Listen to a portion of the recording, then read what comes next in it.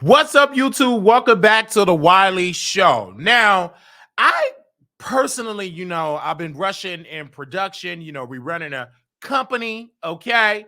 An independent company. This is a black-owned business. The Wiley Show is a black-owned business. So, being a black-owned business with no employees, you got to do everything, okay? Now, let me say this really quickly before we wake it up this beautiful night, okay? Baby, it's 2 minutes before midnight. But anyway, I got to tell y'all something because I'm going to say this really quickly, okay?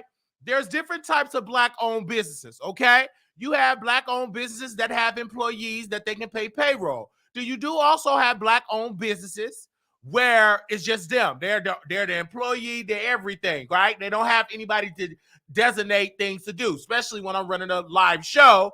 At this particular time, we don't have it in the budget to hire an employee. But let me say this really quickly, okay? To the people that be rushing us to go live, hurry up, hurry up. You need to send a donation with that hurry up. If you got my number, if you got my email, if we supposed to be close, if I ever get a hurry up, I'm gonna send a cash out request. Send a donation so we can designate people to do a job and everything, okay? Because please don't rush. I don't care if you do rush. You keep rushing. I'm going to take my time because it's me, the Wiley Show. I'm my only employee. I'm not like J.C. Jones that got employees, okay? But we don't. Do you understand what I'm saying? I'm a drag me and you. Okay? Do you hear what I'm saying? Now, let's get into this video. Now, we got a lot of stuff to discuss about a lot. And I got to get into it about chasing Dallas. Now, please, let me tell you something else when you a boss. Hey, Facebook family. Hey, YouTube family. Hey, TikTok family. Hey, Twitch family. Hey, Instagram family. Let me tell you something when you a boss. You can make decisions. Woo! Let me put my avatar so I can drag without showing my beautiful face. When you a boss, you don't have to listen to the people trying to tell you how to run your business that don't donate. Give me a second. I don't want you talking about chasing dollars. Well, you don't own the Wiley Show. Are you the owner? No. Are you on the board? No. Is this a public traded company? No. Meaning this is a private owned entity. I have the final decision, correct? Yes. So that means if I want to talk about chasing Dallas, I'm going to talk about it. I live in Dallas. I be chasing my dreams and go, why I can't talk about it? I'm part of the LGBT community. I'm not a lesbian. I'm not a trans. I'm not gay. I'm bi. When you are bi, that means you like women and men. Let me take you to school for a second. Okay? Don't kind of. I'm gonna call you out.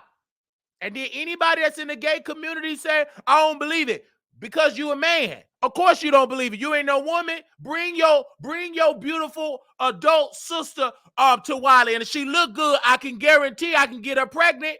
Hello. If she give me the consent, I'm smelling good with good cologne. I'm working on this body. I'm 6'2" and I'm blessed downstairs. I can guarantee it. And then I'm going to let your sister that's grown, and I'm going to let her tell you what I am in the bedroom. Okay?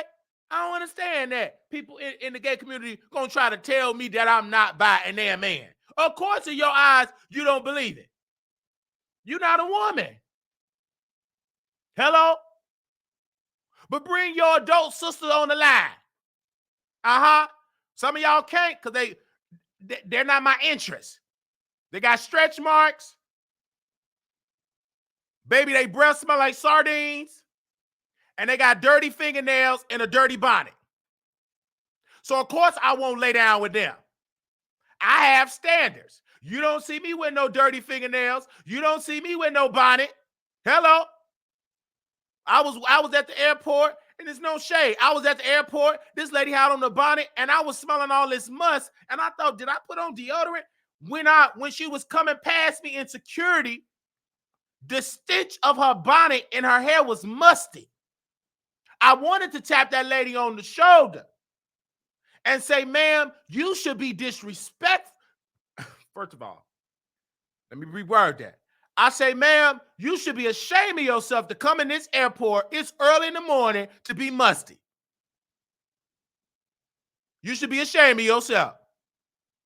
Ain't nowhere in the world. And she wasn't a bad woman, looking woman. She was gorgeous, but she was funky. That's one thing I don't like as the Wiley Show, to come to the airport early in the morning and you musty, especially when you're a woman. I can kind of deal with a man have a little man smell. You know what I'm saying? I'm used to dealing with men that kind of funky. But women, I hold y'all to a standard, and it's up high. Don't you come to the airport smelling bad. I got to say that. Don't you come to the Greyhound station smelling. I don't care if it's the Greyhound. Wash your yoni and your backside and your front side. You need to be singing happy birthday 50 times before you hop out of the shower. You need to soak. You need to let it ooze on your thighs, on your ankles, on your knees, on your arms, on your elbows. You need to be oozing with Febreze, body wash, lotion, cocoa butter. I don't want you to be funky because I don't walk out of the house funky. Now, I know some of the Chasing Dallas people may say he looks like I'm funky, but none of them have met me because according to the super producer, Markel, I don't go outside. So how do you know if I'm funky or not if I don't go outside? Last time I checked, you cannot smell me through your flat screen TV because they said the great Markel, he's a millionaire. He's rich. So obviously he got a talking television. Obviously he got the first automatic home. He got a smart home. Obviously, he don't have service, human service. It's all robotic because he's a millionaire. Respectfully, he said he was a millionaire. That's what he told me. He said he a millionaire. Huh? That's what he said. Now, wash up. Don't try to tell Wiley who to talk about. Yes, I'm going to talk about Chasing Dallas. I understand that. You can criticize me in the chat. You see, you can't come in here trolling because you got to be a subscriber on YouTube. You see, you don't see them trolls in here. Why? Because you got to subscribe to be a troll. You want to troll the great troll with the loose eye? You must be a subscriber on the Wiley Show to troll. And then if you get too bad, I'll put it in honor of my brother, God rest his soul, Kevin Samuels. I'll make it members only. And you got to become a member and pay $5 to troll me. Now, we going to get to Nicki Minaj, and I know y'all going to jump out of the bushes. But if y'all do too much, guess what I'm going to do, Gag City? I'm going to make it members only.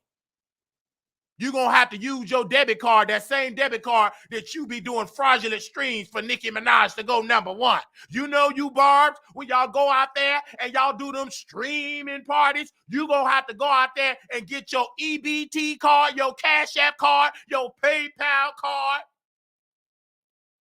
your Rush card, and you're going to have to pay $5 to sit there and defend the queen. Or you can go on X and drag me for free. But you come over here on YouTube, you're going to have to be a member if you do too much. Because guess what? I run this. Just like Lil' Kim run New York. I just want to make it plain. Okay? Don't get mad at me, get mad at your mama. Because your mama should have told you, don't you ever think that you can get under Wiley's skin. You won't win. Now, we're going to get into Chasing Dallas when I feel like it. We taking our time. I know Chasing Dallas people, y'all ready, but we entertaining. I'm doing something that y'all should be doing on your green screen, waking it up. Now, some of y'all going to get dragged. Some of y'all, and this is breaking news, won't even be mentioned. If I don't mention you in this broadcast, you should just end your relationship with Chase Reality and quit. That means if Wiley don't find you interested, You don't deserve to be and grace the stage. Respectfully to my one night stand boyfriend, Reese G, one night stand, the great Reese G. We had a one night stand. He want to be politically correct. I don't know how to be politically correct. I come from the house of Donald Trump. We ignorant. I didn't come from the house of President Barack Obama. I couldn't vote for President Barack Obama when he ran the first time. I was 17 years old. I didn't turn 18 till after election, a couple of days after election day. But when it came to the president, Donald Trump, whom I voted for in the primary. Now, you got to be smart to hear what I'm saying, because I know some of you black folks don't know nothing about politics. He said he voted for Trump. That's why he won. I said I voted for him in the primary. Now you got to ask me, well, who did you vote for in the general election? I voted for the loser, the one that had them emails, Hillary Clinton. I voted for her in the general. But in the primary, I said in the primary, I was living in Inglewood then. I was living with my grandmother in the attic doing the Wiley Show. I was in that dusty attic. And I went there on Ashland. Got up, and I limped to the polling place. I said I limped. Went to the polling place, saw all them Democrats. I knew they were Democrats. They smelled like it. I said, I want me a Republican ballot. Them black poll workers, this is a true story.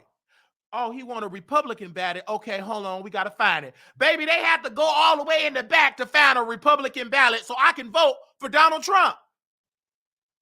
But in the primary, she looked at me shocked.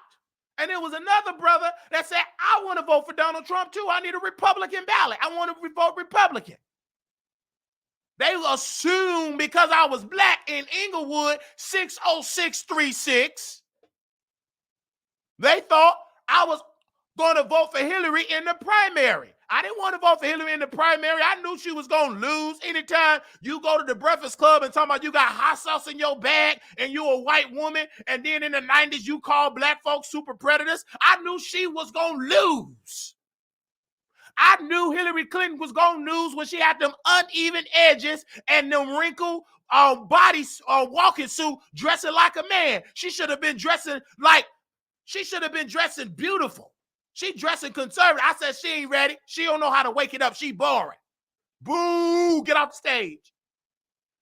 And so when I voted for Donald Trump, I left happy. A lot of people don't know Wiley is a troll. I've been a troll. Baby, you just woke up. Sit down with that wig. You ain't seen me when I was political trolling. When I was in Chicago, when Cameron from Chasing Atlanta, he know. Now, I know he probably don't want to say nothing now because he with the popular kids in Houston. But none of them popular kids donated to your GoFundMe. Uh-oh, I'm going to say it. See, y'all sit here and act like Wiley don't exist. I got to say it, and I'm coming down your road. You either say ouch or you say amen. But I'm going to say it. Cameron from Chasing Atlanta, now you live in Houston, I speak to your shame. You act like you don't know Wiley. You came to Dallas, you hang out with everybody, and you said we're going to hang out, and you refused to hang out with me. Okay. But when you put that GoFundMe page out when your body was stricken with cancer, you said that. It was public. None of them girls that you eating with and tap dancing donated to that GoFundMe. None of them did. Not even your super boss, Ardario, the owner of Chaser Reality LLC. Can I get an amen? Not even JT, the Dallas socialite that you was drinking for, didn't even donate to your GoFundMe. He told me you need to stop going to the club drinking when you say you got cancer. He said, I really don't believe he got it. He need to be taking it easy. How can you say you got cancer? You can't afford chemo treatment, but you sure can afford a hookah bar, and you can sure can afford drinking and going to the club every weekend. Talk back to me in this chat. That's what he said privately. And guess what he did? I called them because I was at the restaurant eating because I was outside. I said, JT, let me know. I'll go out too. Oh, okay. They ain't tell me because they ain't want me there. I said, that's fine, but I'm going to pay you back. I'm going to wait till you go to Atlanta because I already know JT. I ain't talking about the rapper. I'm talking about a gay man. I'm talking about a bush queen. He came to they linked up. Cameron from Chasing the Line, they linked up. They left me out. I said, cool. I'm going to get both of you queen back. But I ain't going to do it. I'm going to just wait a couple of weeks when your guards are down. And then I'm going to say this. JT, I said, oh, okay, you want to be popular. You want to try to join Chasing Reality. Go right ahead. But I didn't hear. I know this for a reliable source. It's a gay pastor named Pastor Tom Anderson. Gay pastor. He was on our show, The Wiley Show. And he was exposing pastors that was calling him gay. And he talking about, y'all calling me a gay pastor, that I'm on my way to hell. Half of y'all in my DM want me to go inside your bread basket. Okay. Well, JT, the one that worked over there with Reese G, he over there screwing Pastor Tom Anderson. Now, I'm going to expose something. I'm going to say this, and I know y'all going to be upset. And I'm about to tell his ex-fiance that we was just in the Facebook Messenger. I hate to say this, for Jordan Spears, I'm so sorry, sir, that you're hearing this for the first time, that you lost your husband to a Bush Queen from Dallas. I'm so sorry, Jordan Spears, that you be up on there. You teach preschool. You be in the class. I actually like this. I post you on my Facebook page all the time. You always do your minute ministries, talking about the word of God, giving God the glory. You call it the minute that matters. The minute that matters. The minute that matters. You just did one on April the 10th, 2024. You was in the class. I'm assuming that you teach, like, elementary school, because I'm seeing children stuff in the back. A very attractive guy. It broke up. You broke up with Pastor Tom Anderson. But if you would have called me and say, Brother Wiley, should I marry Pastor Tom? I would have told you no. Why? Because he's a whore. I would have told you right then, don't marry Pastor Tom Anderson, because he's a whore. He got OnlyFans and he's a whore. He was in my producers that are gay Bush Queens. They said, Wiley, you talking about him on Instagram. He in my DM. You think they not going to send it to me? And JT, he's a gay socialite influencer. He's in Atlanta going to Pastor Tom Anderson church. They only got 5 members, and he the 6th. I mean, he the 5th member. Going there and visit you at that. I said, they screwing. Hello. And so Jordan Spears, last name S-P-E-L-L-S, S-P-E-L-L-S, first name Jordan, J-O-R-D-A-N, Jordan Spears. I'm sorry to tell you, breaking news, Wiley gonna tell you, because I'm not gonna talk behind your back. I'm gonna do it public, because all these girls that talk about behind your back, they call you stupid and naive. I'm gonna tell you to wake up. You lost your man to a Bush Queen that's trying to audition for Chasing Dallas. I told you, your prayers was answered. Because me and you was going to be roommates, because you needed a roommate. And then you reached out to me in the DM. I'm so sorry I'm going to spill this tea. I'm so sorry. I'm a blogger. My news is real. We don't smoke no cigarettes, baby. We don't do no cancer sticks. Our news is real. Let me take a screenshot, because the girls like to delete. The girls like to delete. And I want them to respond. Let me take all these screenshots first. Hold on, baby.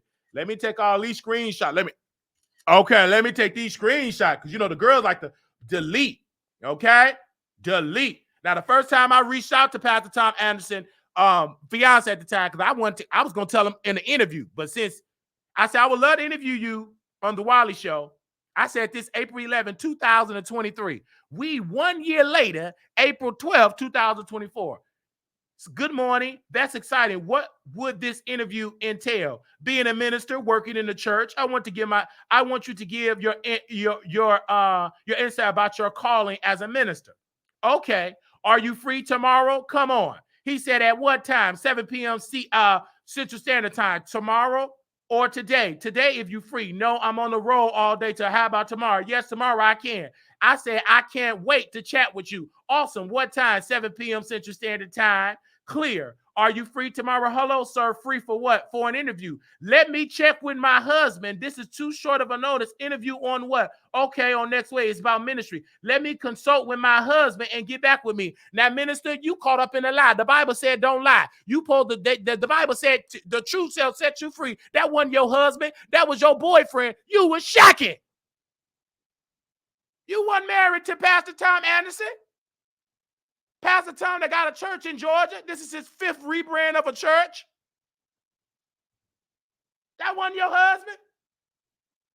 And I said, January 13th, I said, okay, February 24th, I reached back out to him again. I would love to interview you whenever you're ready to talk.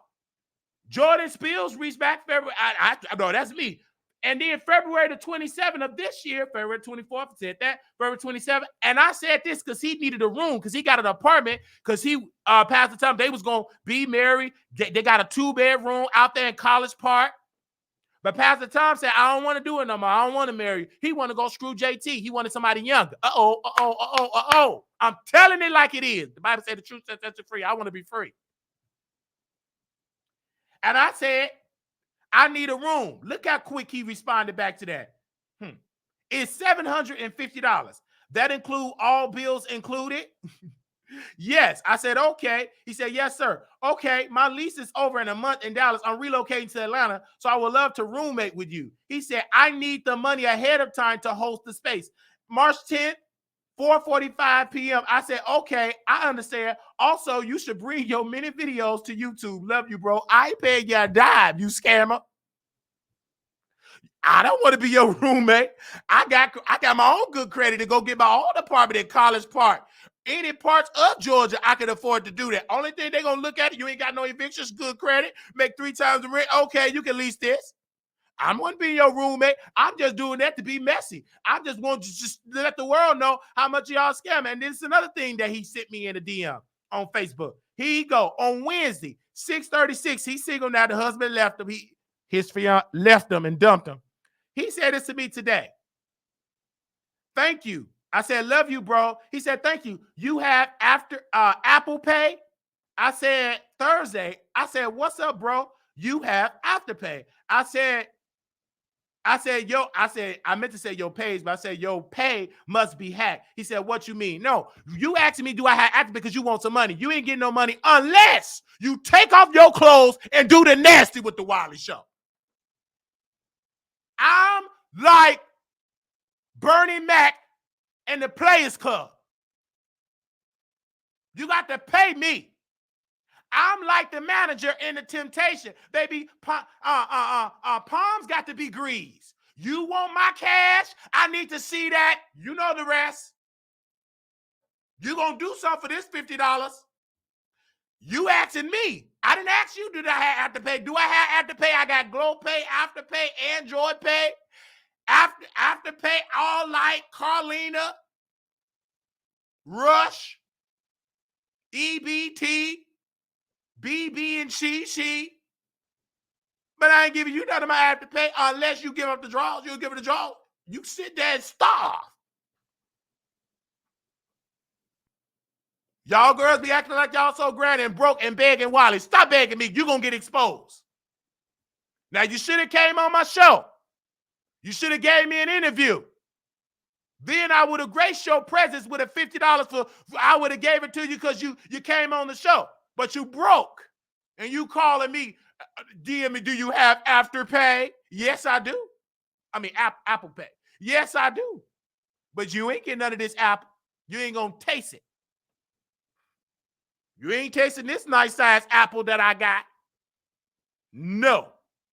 You know what you're going to get? You're going to get this apple mouth. You're going to get exposed. This is the year of exposure. Maybe you should get on Chasing Atlanta, but they don't pay you, so they don't have Apple Pay for the cash. Jordan Spills, Pastor Tom Anderson X, go ahead and do a master release. We already got the screenshots. But you girls like to post and delete like Ted Lee. We're going to get into that. I'm taking my time. I'm tired of that. Y'all want to ask me for money, but then act like you don't know me. You will be exposed. The same thing with JT, the one that's dating Pastor Tom. He always send me money requests and all that. Let me take screenshots for that too, because I know he going to do some massive deletion.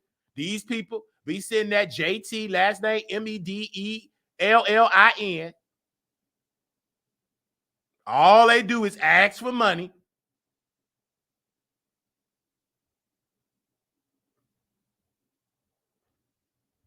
Give me a second.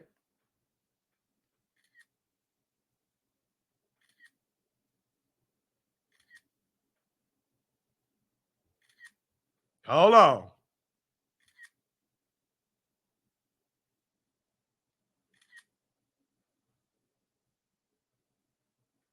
Give me a second.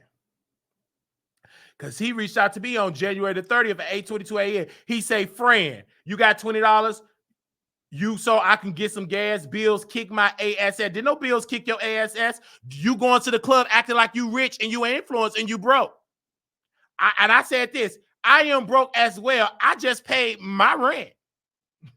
Yes, me too. Shout out to us bill pay. Yeah, rent so damn high. I almost needed to get in a relationship to help pay these bills. Let me take a screenshot of my response. You going to Atlanta, you traveling here and there broke. You can get on Chase It, Dallas. They love broke people because they don't pay. You know, broke folks love the clout. Going over there. You should have came on my show. But you got to get exposed. You asking me for money. And don't tell, I didn't ask him for no money. Yes, you did. You liar. Now go on over there and get booked for chasing dollars. Your storyline is going to be begging Wiley for money. You was begging. And I dare anybody that say, I think Wiley lied. Go ahead. Go live and say that. The receipt's going to drop. February the 13th, you got $10 on you. I can hold. I don't get paid until Friday. February the 16th, I believe that was Friday. Friend, you got $10 on you? Question. I ignored it. Let me scroll down. You getting exposed. Y'all act like y'all don't be knowing Wiley. Then you want to beg. Stop begging. Stop begging. You want to hold on to nothing? No, baby. Hold on to a job. Go hold on to a resume. Stop it. Y'all go to these clubs and try to act like you don't know Wiley and you kiki and drag me, but you broke. I got $10 in my pocket. I don't need to go in no DM. Do you got $10 that I can hold? Yeah. You got $10 that I can hold, but you got to hold some of mine. If I give you $10, what do you got to hold? Come and see it, I'll tell you. Stop trying to say you want to chase a dream. And these folks doing a show, when he did a show with Reese G, he didn't tell the folks how he was broke and begging Wiley. You act like you don't know Wiley. Tell these folks that you broke and begging Wiley. And there's plenty other people I can expose. They sit, drag, kiki with Markel about me, but in my DM, begging me for money. Go talk to your daddy, your super producer. Tell him to give you $10 to hold. Go to your super daddy, Markel. Tell him to reach in his pocket and his afterpay to give you $10 so you can hold in touch. So you can go there in Atlanta and pretend like you an influencer. You ain't no influence broke. Go to work. Y'all in my DM begging me and don't want to give up the draws. A way to Wiley Hart, you got to give it up, baby. You got to do what Reese G did. And Reese G never asked me for a dime. He gave up the draws, and then he said, do you know, I got a cast member I know somebody, somebody need a room. Not for him, he had a place. He didn't want them to stay with him. I said, no, how they look? He sent a picture of how they look. I said, no, thank you. He said, what you mean by that? They're not my type. If they was attractive, big booty, feminine, attractive, I wouldn't mind allowing them to stay in the room for free. Temporary while I show my royal oaks. To the end, they can go out there in the street. They too ugly to be at my place. No, thank you. Sorry. I went on the Craigslist and got a stranger to be a roommate. At least she was able to pay rent. Now, when I went to the psych ward and came out, she took my computer. She moved, took my computer and all. She took all my items, but that's okay. I deserve it. I was manic, keeping her up. About 50 men a day would come to the place. She confronted me. She said, you have too many men coming in this place. You know, and I said, I'm so sorry. And then I dragged her on my show. She got tired of me dragging. So she just picked up extra shit. I said, B, go get your own place. This is my apartment. If I want to have 150 men up in this apartment, this is mama. My mama came out of me. I cussed that lady out. And you know what she did? She got her lunch bag and she went on to work. I guess she sat in the parking lot and cried. So I guess she said when he wasn't coming back a couple of days, she went and took my good touchscreen computer. She took it. When I came from the psych ward, I had my papers, my medication bag. I said, where my computer at? It was gone. She took it when she moved out. That was the same apartment that I screwed Reese G in. Beautiful, huge 2-bedroom apartment. Huge. Huge. Took it. She the one that allowed the Dallas Police Department to come in the apartment when I called them earlier that day of the library. See, this is my reality show. The morning of the library. Don't listen to Markel. He don't know my story. That queen say he a millionaire, still renting. He don't know me. Don't listen to him. Talk to Wiley. Come to Wiley. I'm going to give you, it's going to come out of my mouth. Earlier that morning of the library gate, because according to Ted Lee, which we screwed for a one-night stand, he said, I would never deal with somebody that destroyed a library. That's a lie. You already did it with me, one-night stand. So shut up, Ted Lee. So earlier that morning of the library, I called the Dallas Police Department 50 times. You know who showed up? Dallas Police Officer, they weapons drawn at me. She let them in. She a black woman. You don't let no officers in. You ain't on the leash. You supposed to have my back. She let them officers in. They snuck her outside, and I looked up. I seen it was multiple officers in there, weapons drawn at me. They was ready to take me out. But I serve a good God. But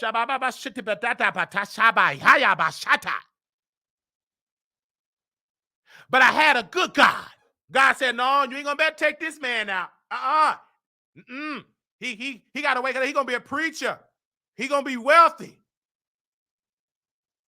Come on now. The police came. Dallas Police Department. Oh my God. They said, who and I was rebuking him. I ain't gonna get into all the details because that ain't about me. I'm gonna give you a little taste. I was rebuking him. And because I knew my rights, a little piece of my mind came back of me knowing my rights. They couldn't do nothing because at that time I didn't have nothing on my record. Nothing. They had to leave. No weapons, wasn't nothing. They searched or wasn't nothing. Only thing they seen was papers and boxes. Everything was everywhere, but nothing. They had to leave. They was upset. They was mad because I serve a good God. And then I called them back. And you know what the Dallas Police Department did? True story. They hung up the phone. I wasn't done rebuking them. I said, you came to my house. I rebuke you in the name of Jesus. You know what they did? I got the dial tone. I think I'm the first African-American that the police hung up the phone. This is a true story. This could have been on Chasing Dallas, but they want people that beg Wiley. I could have told this on Chasing Dallas, but don't worry. I'll tell it on my show. They hung up the phone. I was mad. I was pacing. I was paranoid. I needed help. I guess they didn't want to help me. I was black. You know, I'm in a white area with white folks. So I walked to my cousin's house. Finally got there, the same apartment complex that I allegedly got beat up in the parking lot. According to Markel, he said I got whooped in the parking lot. That was a lie. Went to his apartment, got in his room. I said, Jonathan, the satellites watching me. The satellites. He said, we'll close the door. How can they watch you? You got the doors and windows. I said, the satellites. Baby, I lost my man at that particular time. Wiley man was gone. And he said, go take a shower. At that time, he had to go to work because he was working at racetrack. This before he got addicted to crystal meth. He went on to racetrack, went to work, and the voices was, and I got my pieces of paper, and not pieces of paper. I went to the apartment complex that I got whooped in. According to Markel, he said, I got whooped. That's what he said, which was a lie. Then, in that apartment complex, they have a residence office where the residents can get on the computer, Wi-Fi, drink coffee. That's part of the amenities. So I went in there and I started printing out papers about Elijah Muhammad, Malcolm X. whoever was in my mind, I was just conscious. overly conscious. It's hard for me to describe it. I would have to talk to a therapist, but maybe so overly conscious. So I'm printing out all this paper, telling the folks to join the Nation of Islam. True story. That wasn't in the news clip.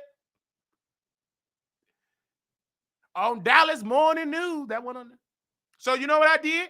I threw the papers in the air. Whoosh! I just threw it everywhere. The library is right across the street. Walked across the street, had all the paper. I had hundreds of paper. I used all the ink, hundreds of paper. I went in the library, voices. I was rebuking the librarian. I was rebuking the security. And then next thing you know, I just went on just throwing stuff around. Took off my clothes. Threw the computers down. They called for security. That white security guard came up, but he ran first out the library. He said, "Oh, player, I don't get paid enough to go, but this man too strong." This man was literally picking up this is me, picked up the bookshelf, all them books, and I threw it. It was nothing but adults in the library. This was during the day. This was school hours. They all in school. These are a number of adults, type of adults that come to the library, get on the computer, you know what I'm saying, try to get jobs. It's some just there for shelter.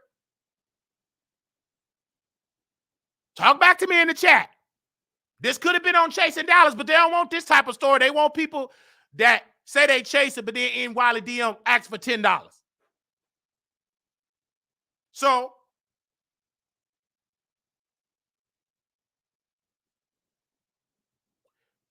So went there, and then I picked up this heavy, because at the library they got them heavy, heavy chairs. Picked it up, and I threw it at the glass door. And it broke, and the alarm system. Now, mind you, people was calling 911. They didn't even show up. And to all the damage, they still didn't show up. And then once I heard that, it was a voice in my head that take all your clothes off. Take everything off, including your socks. Drop everything. And take out of your wallet, take everything out of your wallet and hold your ID in your hand, your social security, everything. Butt naked, running out there in the parking lot.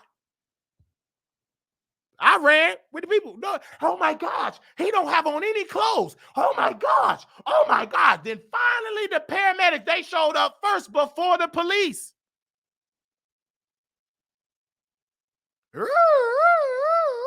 And I ran to the apartment complex, the same apartment complex that I allegedly got beat up on. That was a lie from Markel, the Chasing Dollar super producer. The ambulance following me. Sir, what is your name? And the voice said, don't tell him, give him your ID. Sir, it said you're from Chicago. How did you get to Dallas, sir? This is that man Marquise. Give him the Social Security. Sir, how did he get to Chicago? I mean, how did he get to Dallas? He's from Chicago. All Chicago identification. I didn't say a word. Then I put my hands up. All of the apartments that I used to live at in there, put my hands up, no clothes. Everybody just in shock. Then finally the police show up. Then in my mind, go run home. In my mind, say, go home. Go back to your apartment. That's what the voice was. So I'm running in traffic. Running. No clothes on, no socks. Out of nowhere, this police officer said, freeze. And I'm charging. He pulled out of his taser. And whoosh, I hit the ground. Chin busted. Whoosh. Blood everywhere. He ripped the thing out of my tummy. Whoosh. Blood just gushing. Put handcuffs on me and just put me in the ambulance. And they took me to the psych ward. And then when I got there, it was showtime. I cussed everybody out. I said, I don't want no white doctors. Get out of here. Send me somebody black. It was so much rage in there. They had to just find people black. I guess everybody had to find black people. Black security, wherever, they had to find black people. I didn't want nobody white. It was a white nurse. I yanked it. I don't want you to touch me. Get your hands off of me. Give me a black nurse. Well, you're going to get an infection. She put her hands on, I don't care nothing about you, you Karen. I ripped it off. Just blood, just gush. Then finally, black security, they calmed me down. Brother, calm down. And I calmed down. And then I saw some more white people. They couldn't just find, I guess they didn't have no black doctors there. So the white people had to come back. Only black people that had to, they support us out. Security guard, cafeteria. So they said, hold them down. We're going to have to give them a time. Hold them down. They hold me down and they shoot me up. Whoosh. True story. And then I started singing gospel music. I was high. Whatever they shot me up with, I started singing gospel music. I started preaching about Minister Louis Farrakhan and Jesus. Loud, singing gospel songs. Whatever they gave me, it had me so high. I was singing, preaching. They couldn't shut me up.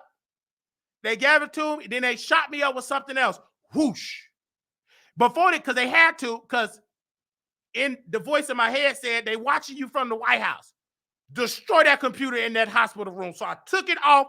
You know the little thing with it? I yanked it off the wall and I destroyed it.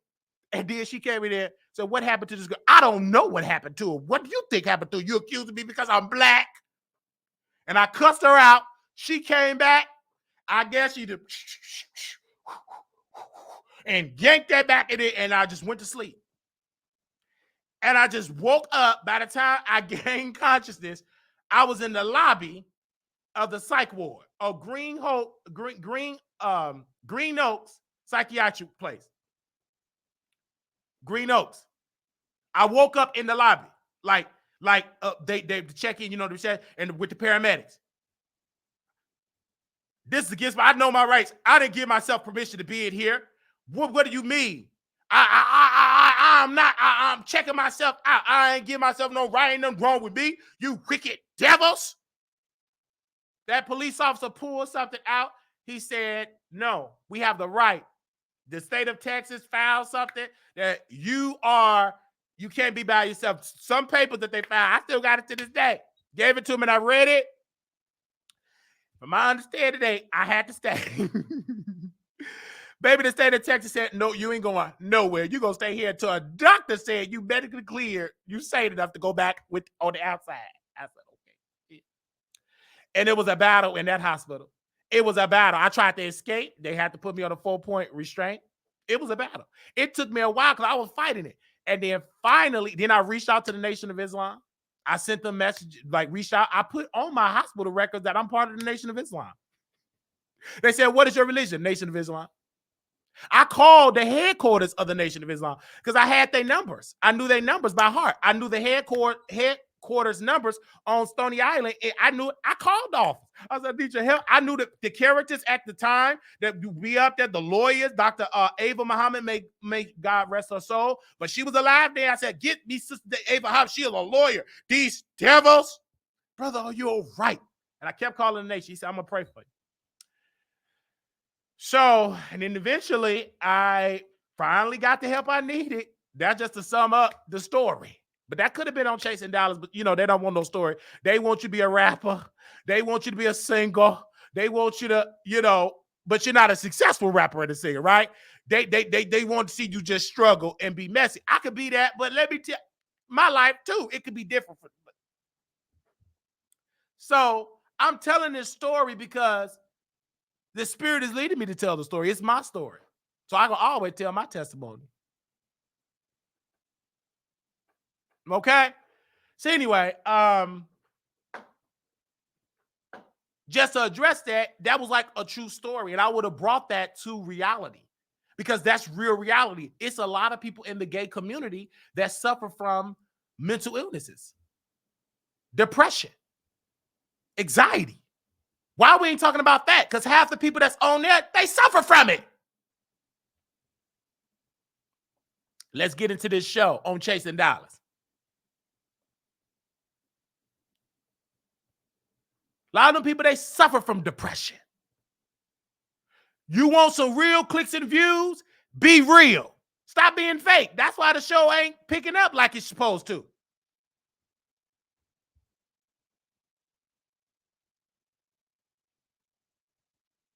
So give me a second.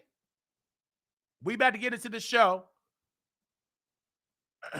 I know y'all want me to turn up today, but we gonna turn up because it's my job to turn up. So let's first talk about. I want to get into who I'm going to get into first. I'm going to get into Astro. Give me a second. Where's Astro at? Okay, I'm gonna get into Astro. Astro, I'm gonna let you all see this. He's a cast member on Chasing Dollars. Oh, okay. Let me ask because it's Q&A before we get to Chasing Dollars. We got a question. Somebody said, "Did you have any symptoms of bipolar when you were younger, Wiley?" No. Symptoms. I didn't even know what the symptoms was, but no. I didn't have no symptoms, no type of manic. I slept for 8 hours. I ate. I was in church. Like no symptoms. Like nothing. I was not a cusser. I cuss every blue moon. It was weird when I did cuss. I was just in the church, and then that broke up. I don't know where it happened, and so I didn't see any signs when I was younger. Now, what triggered it was multiple factors. What triggered the bipolar? What triggered it? The major trigger for me is when my sister,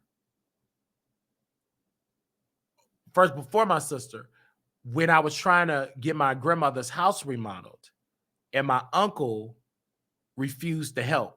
And I felt bad. Like my grandmother's home had rats, roaches. It was the most raggedy house ever. And I went to my uncle, the bishop of the church. I said, "Can you help?" And then what triggered it, I saw construction workers of them remodeling his home. And my grandmother was sick at the time too. She was falling and she would hide it. And everybody's like, "Hush, hush, don't say nothing." She would leave her keys. She would take her blood pressure medicine. She would have these headaches. This was like before like the stroke, And I said, "Grandma, you're not right." And so that kind of triggered, but everybody said, "Just leave it alone, mind your business." And that triggered me. So it was a multiple different factors. Then when my sister said that when she dropped this on me, that was the bro. She said, "Marquise, I got something to tell you." I said, "But what do you have to tell me? What? Your friend Sharman Blake Marlowe, S.O. Blake Marlowe, he touched me and violated me. When he was coming over here to spend the night, he would come down and play with me. And then she named another person, Kaya Booth. He violated her too." And I asked Kaya, she said yes. And I told her, she said both of them said yes. And then when I was sitting down, my grandmother, this is before her stroke, this is before her in the nursing home. She was in the living room, and my sister going off. So I'm listening to my sister go off.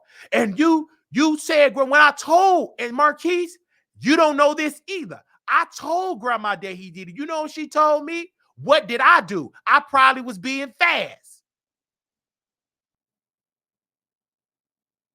And when I heard that, my mind, I didn't know how to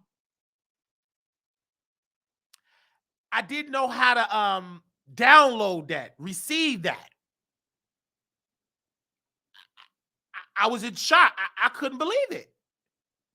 I couldn't believe my grandmother even admitted, "Well, you probably was being fat." And she was a little girl. My sister was a child. And Sherman was older. He was a teenager.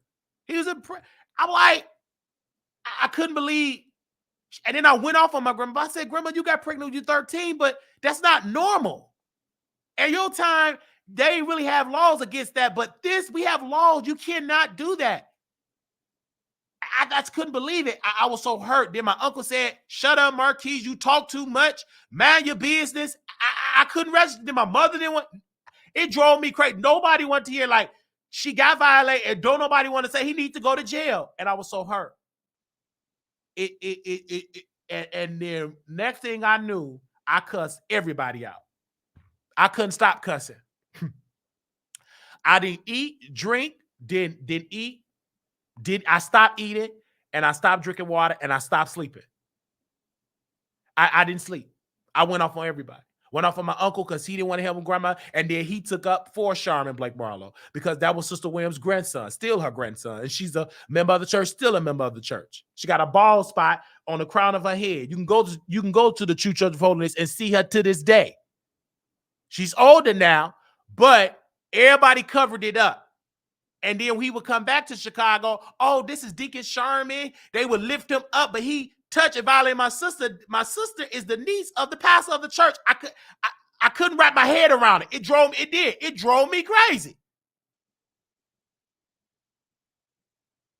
And so we at my grandmother's house on 65th and Justine in Chicago. I went off because the police come. But because I know my rights, I said, sir, my grandmother will have to evict me out of here because I am a resident here, sir. I live here. I have mail. I have everything. He said, sir, the police said, well, we got to go.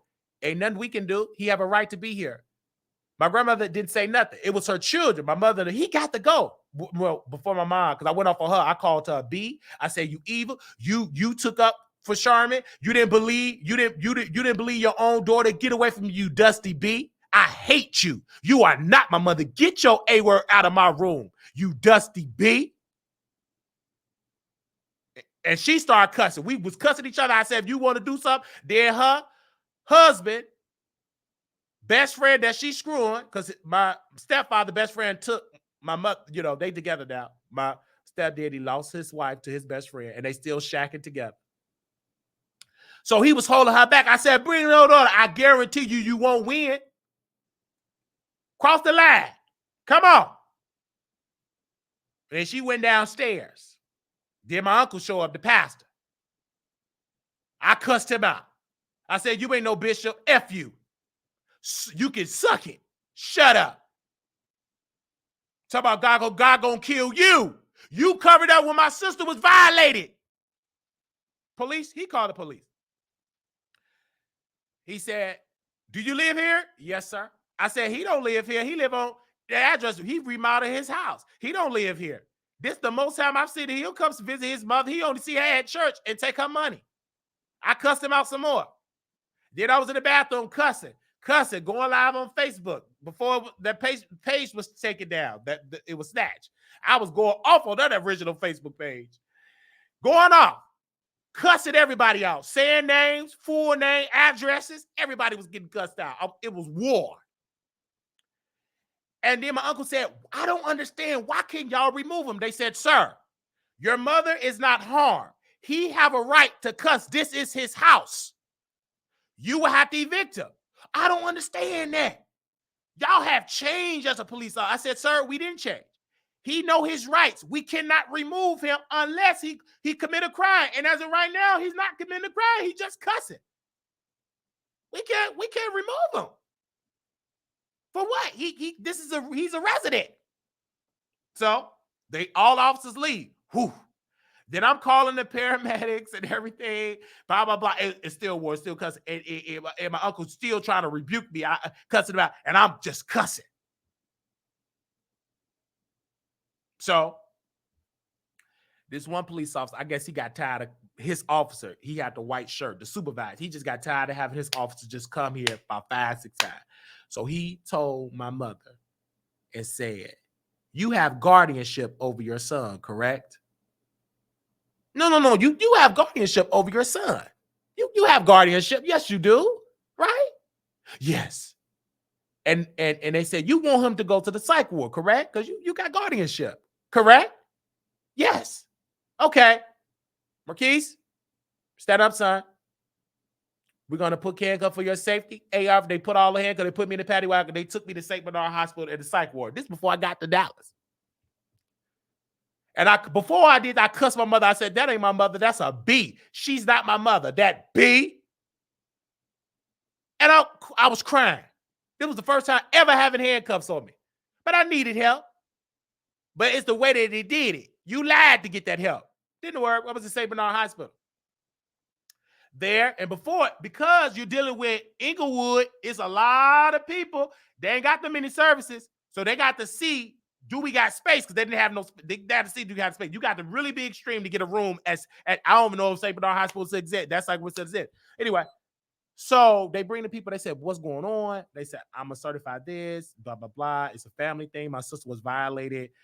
No, I'm not crazy. I don't have any mental illnesses at all." Boom, boom, boom. He looked. He said, "Okay." He gave me my discharge papers, and I stayed for dinner. Got dinner. Came back home. Cussed them out again because they couldn't keep me.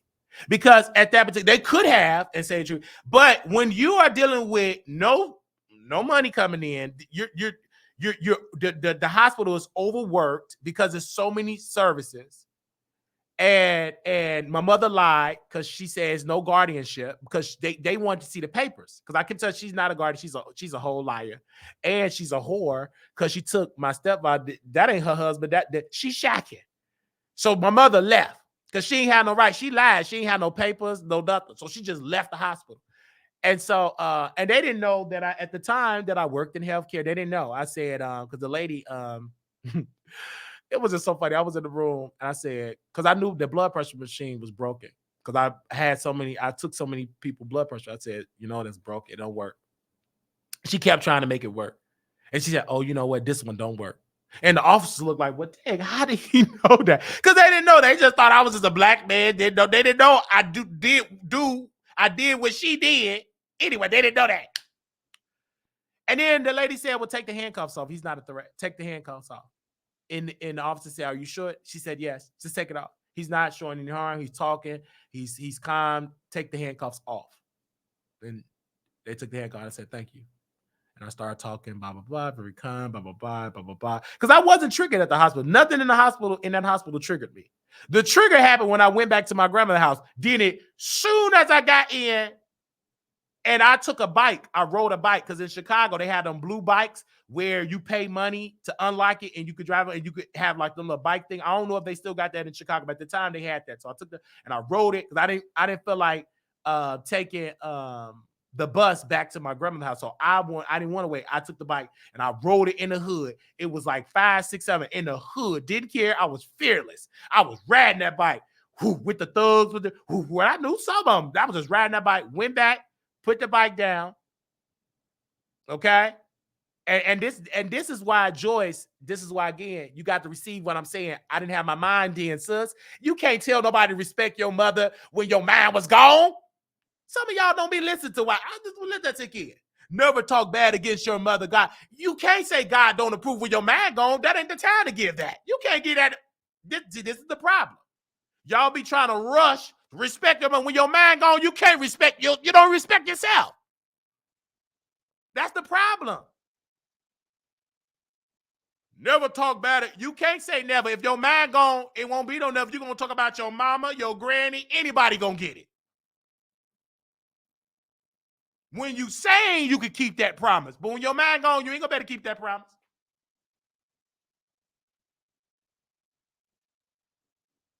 Do you hear what I'm saying? Yeah, I know it's okay.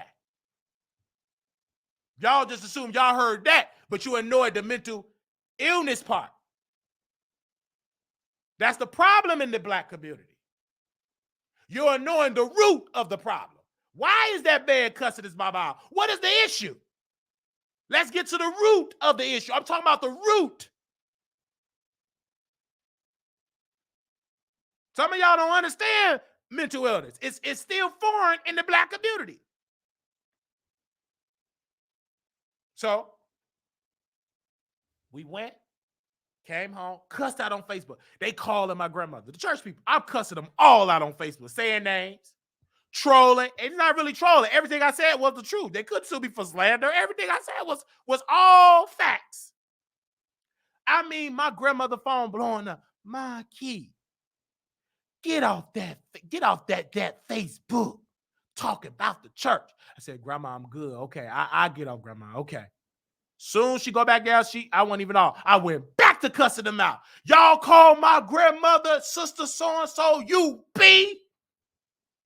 Tell your grandson to stop screwing my sister when she was a child. You dusty B. Stop calling my grandmother. She don't control me. I'm grown. So I didn't know this. I know this now. I know it now. I didn't know it at the time. of it, what else the officer told. He said guardianship, but then he told them, y'all need to get an order of protection. The fastest way to get him out of the house is to get a temporary order of protection to get him out. Get a restraining order, a temporary restraining order. With how they said it, a temporary order of protection. We can do that. Use what he said on Facebook. I didn't know all of that. Now I know it now. So they wrote everything down. My grandmother, again, I was very paranoid something happened. But this was God working. So I'm downtown, one eating, one drink. I'm seeing all the gay people. Hey, Wiley, hey, what's up? Got the show. I'm looking good. They said, oh, man, you look good. Blah, blah, blah. I lost weight. I'm just down there, just pacing downtown. Boom, boom, boom, boom, boom. Not knowing that they came and got my grandmother, and she said, I'm going to my sister's house. I'm going to live with my sister. I'm getting out. The devil's busy. But that was a lie. They took my grandmother, my uncle, and my uncle took my grandmother to the courthouse to get a temporary restraining order. And what did they use? They used my words, what I was saying, the text. They used all that against me, and they got the temporary restraining order, but they have to serve me with it. It's the law. So my sister was like, Marquise, where you at? B! I was cussing out because they got in my sister's head. She turned against me. So I cussed out. And then finally around 8 or 9, I was out all day. About 8 or 9 o'clock that night, I came back to my grandmother's house. And then my uncle showed up, and he triggered me. I went back to cussing him out. And then the police show up. This time, they had backup. They said, turn that phone off. We got something to say. Turn it off. We have an order of protection, and you can no longer be here. So what is that? I didn't know what that was. So they said, come outside. We're going to serve you outside. And I said, sir, I want to record this. He said, well, sir, and then the police said, well, if you're going to record this, if you're going to record this, then let's make sure the body cam is on so we can all document this. I said, okay. So they said he served, blah, blah, blah. I couldn't be around my grandmother, blah, blah, blah. If I do, I will be arrested and blah, blah, blah, blah, blah. Okay. So, and they said, you can get your items. Don't say nothing. Get your items. Got my items. I moved in with my homegirl. She was a trans woman at the time. She was my co-host on my radio show. She said, make sure you bring the microphone so we could do a show. So I got all my recording equipment, my show stuff. And then my uncle said, is he going with Patrice? Is he going over Patrice? He's still being messy. And I still cussed him out. He triggered me again. He said, sir, you can just leave him alone. Don't say nothing to him. Let him grab his stuff. Because the officer was mad. We tell him, my uncle, just shut up. You keep triggering the man. He be fine. So you say, is he going to? Don't worry about you, Dusty B. Who I'm going over? F you. And it was a trigger. So I took all my items. And then reality said, oh, I'm homeless. I was crying. I was like homeless. And then the dude said, shut up, dude. Don't worry about it. Stop being weak. Be a man. Some homeless dude just told me to do that. So I said, hey, let me just be a man there. I got all my equipment, went all the way out to like the sub, all the way up north. She lived in a nice apartment. So somewhere you trans, they help you get houses. She had a nice apartment. It was with nothing but white people. I think she was probably one of the few of black folks there.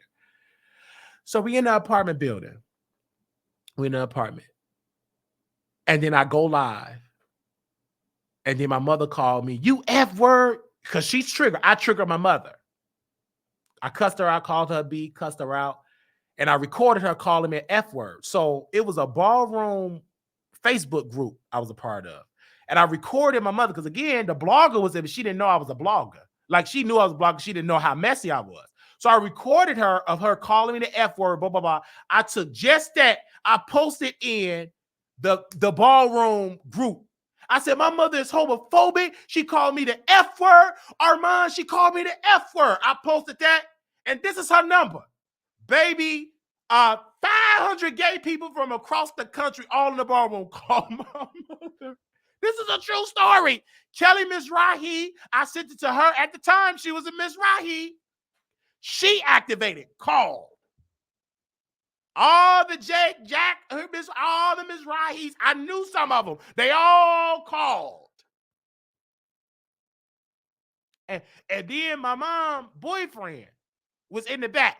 He had some, you got all these gay people, these ever. I said, shut up. You ain't her husband. You shacking. You adulterer. and your kids, you don't even take care of your kids. Stop trying to be super daddy to my kids. We don't F with you. I'm team with my daddy. You took my daddy wife. You adulterer.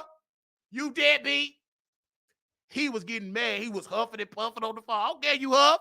You can puff. You can blow the whole house down. You still a deadbeat. Your kids don't know. You don't even go take care of your kids. This mouth, and it was the truth. Everything that I was saying was the truth. He didn't raise his kids. He took my mama from my stepdaddy. Still living there. He never had a place on the side. He never had his own place. Never had his own house. Never had his own lease. He always lived up over. That's why my mama is still drinking to this day, because you carrying their weight. Still driving and picking him up. He quit. We get me. That he still do that. But that's I like. I'm delivered from that. But I rebuked him. And so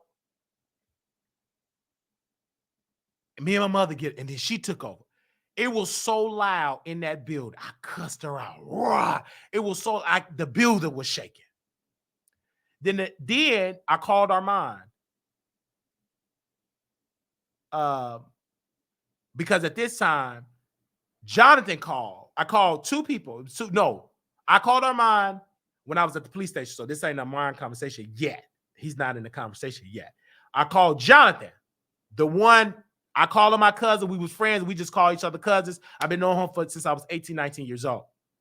He had moved on to Dallas. Been in Dallas maybe a year or two.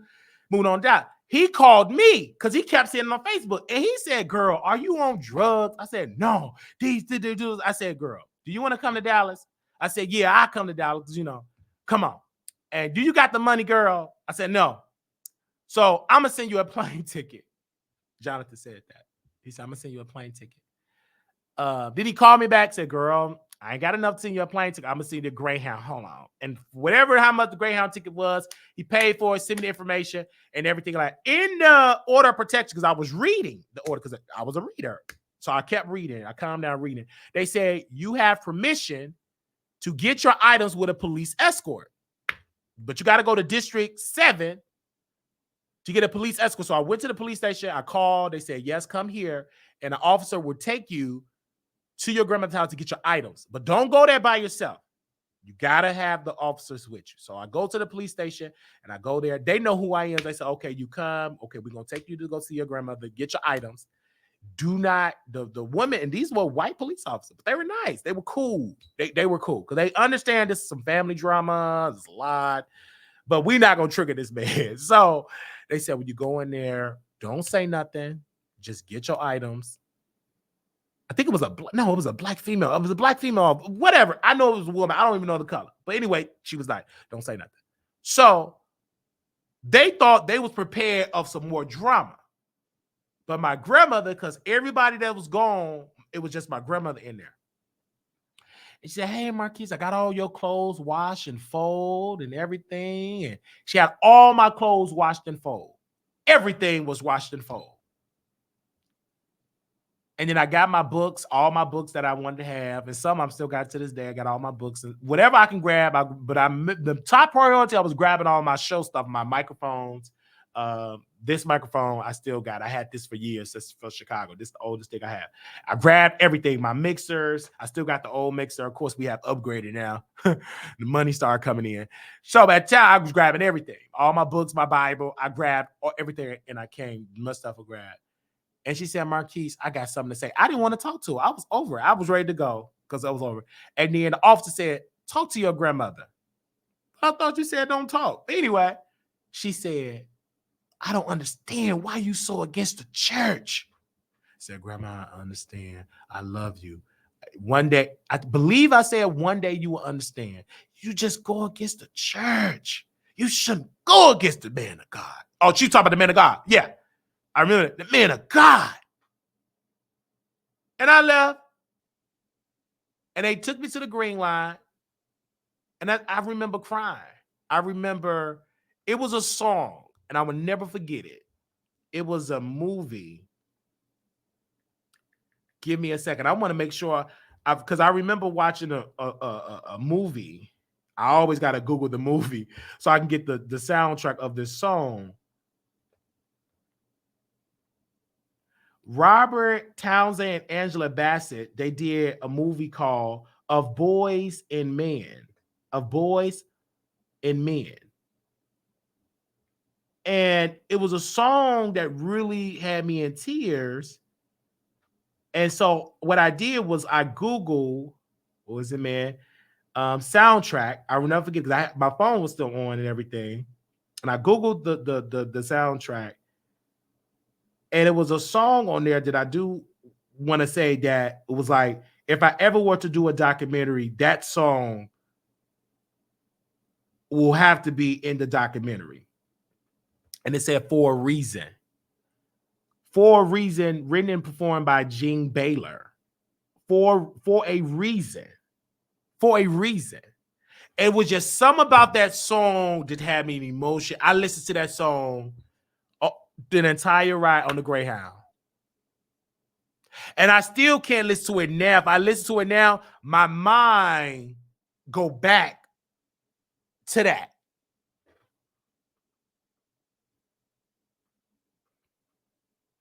My mind go back to that moment. I can listen to that song and I can tell you directly what type of mindset I was in and all of that. I listened to it and I was on the Greyhound.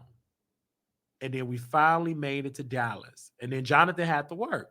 So Theo, the one that was on Oliver's show, the one that had a commercial on Chase in Dallas, Theo came and picked me up. I knew Theo through Jonathan. We wasn't really the cool because Theo moved to Dallas. He's been in Dallas almost 14 years at the time. He moved to Dallas.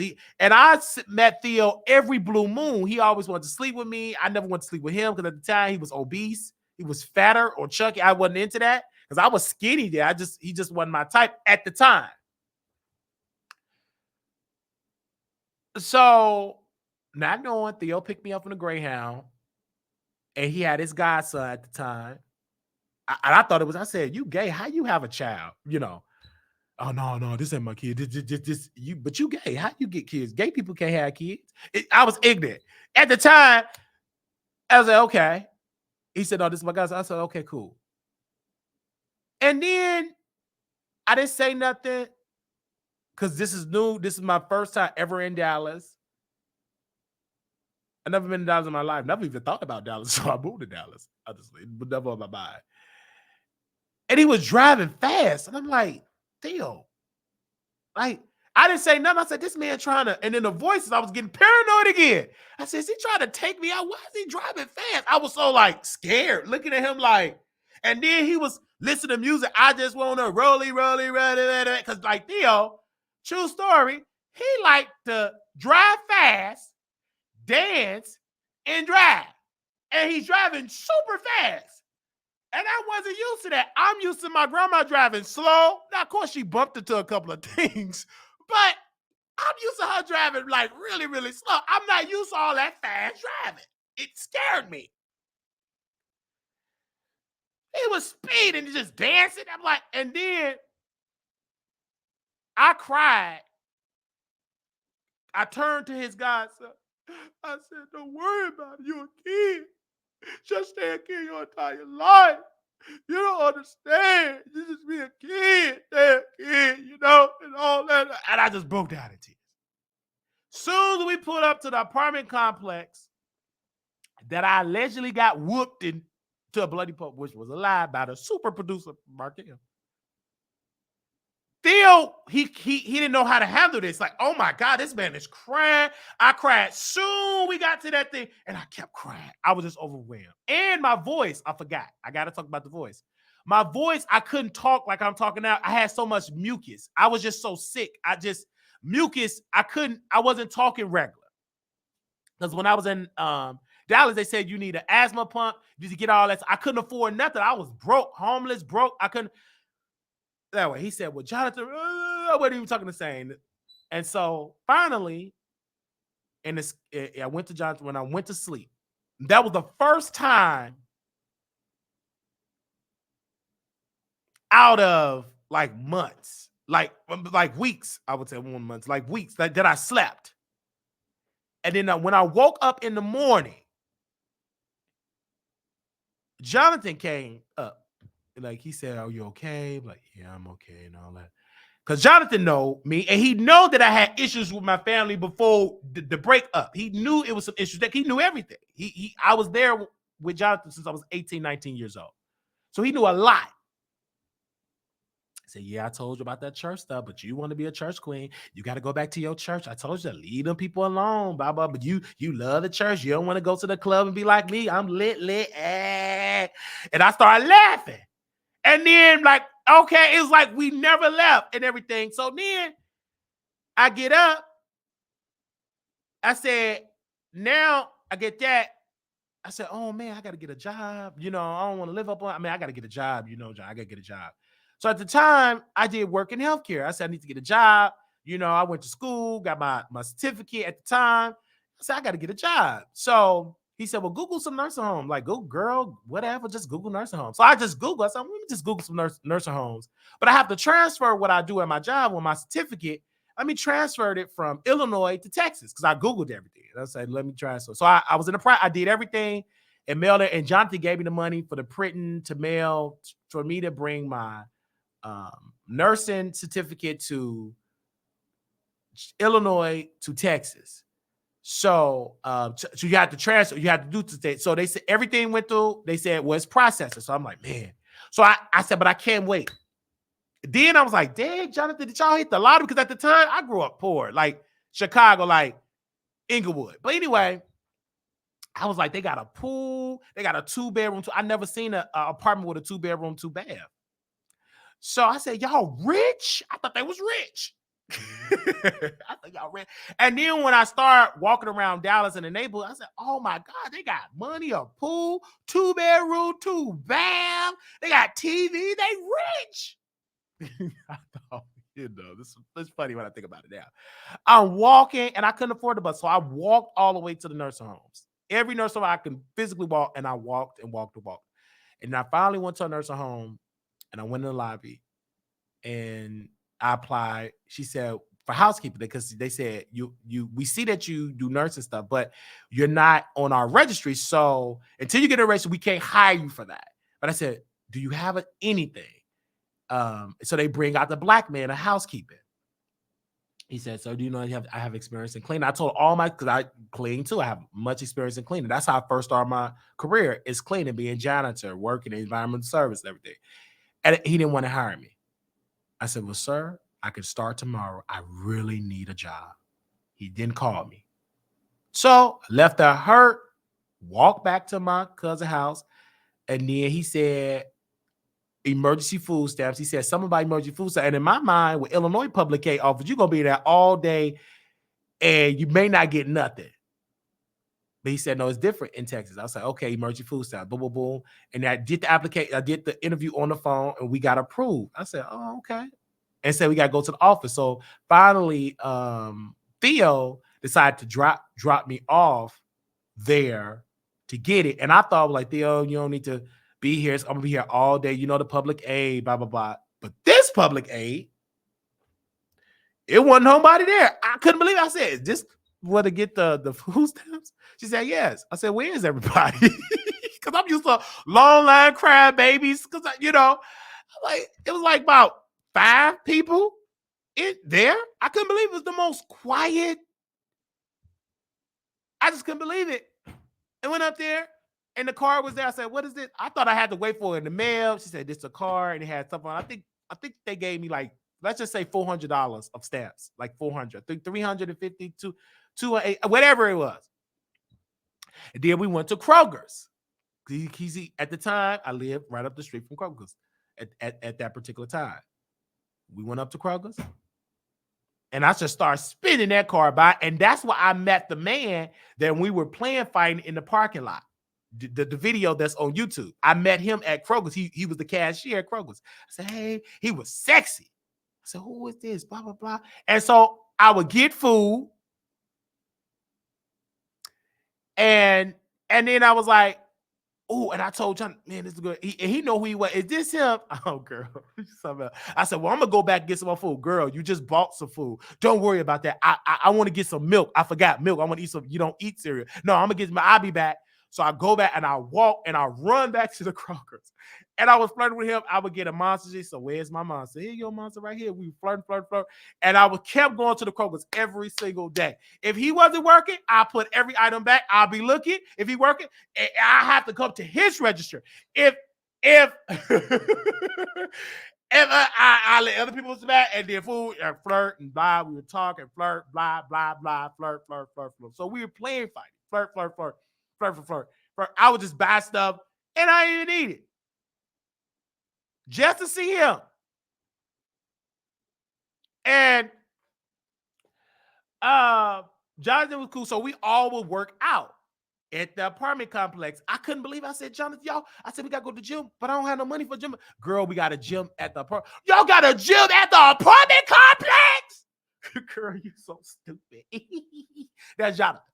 He couldn't believe it. He said, this girl, my mind was like, I wasn't used to having a gym. I wasn't even used to an apartment complex because the apartments in Chicago, it was like a two flat or 3 flat. I never was in like an apartment complex. I never seen that till I got to Dallas.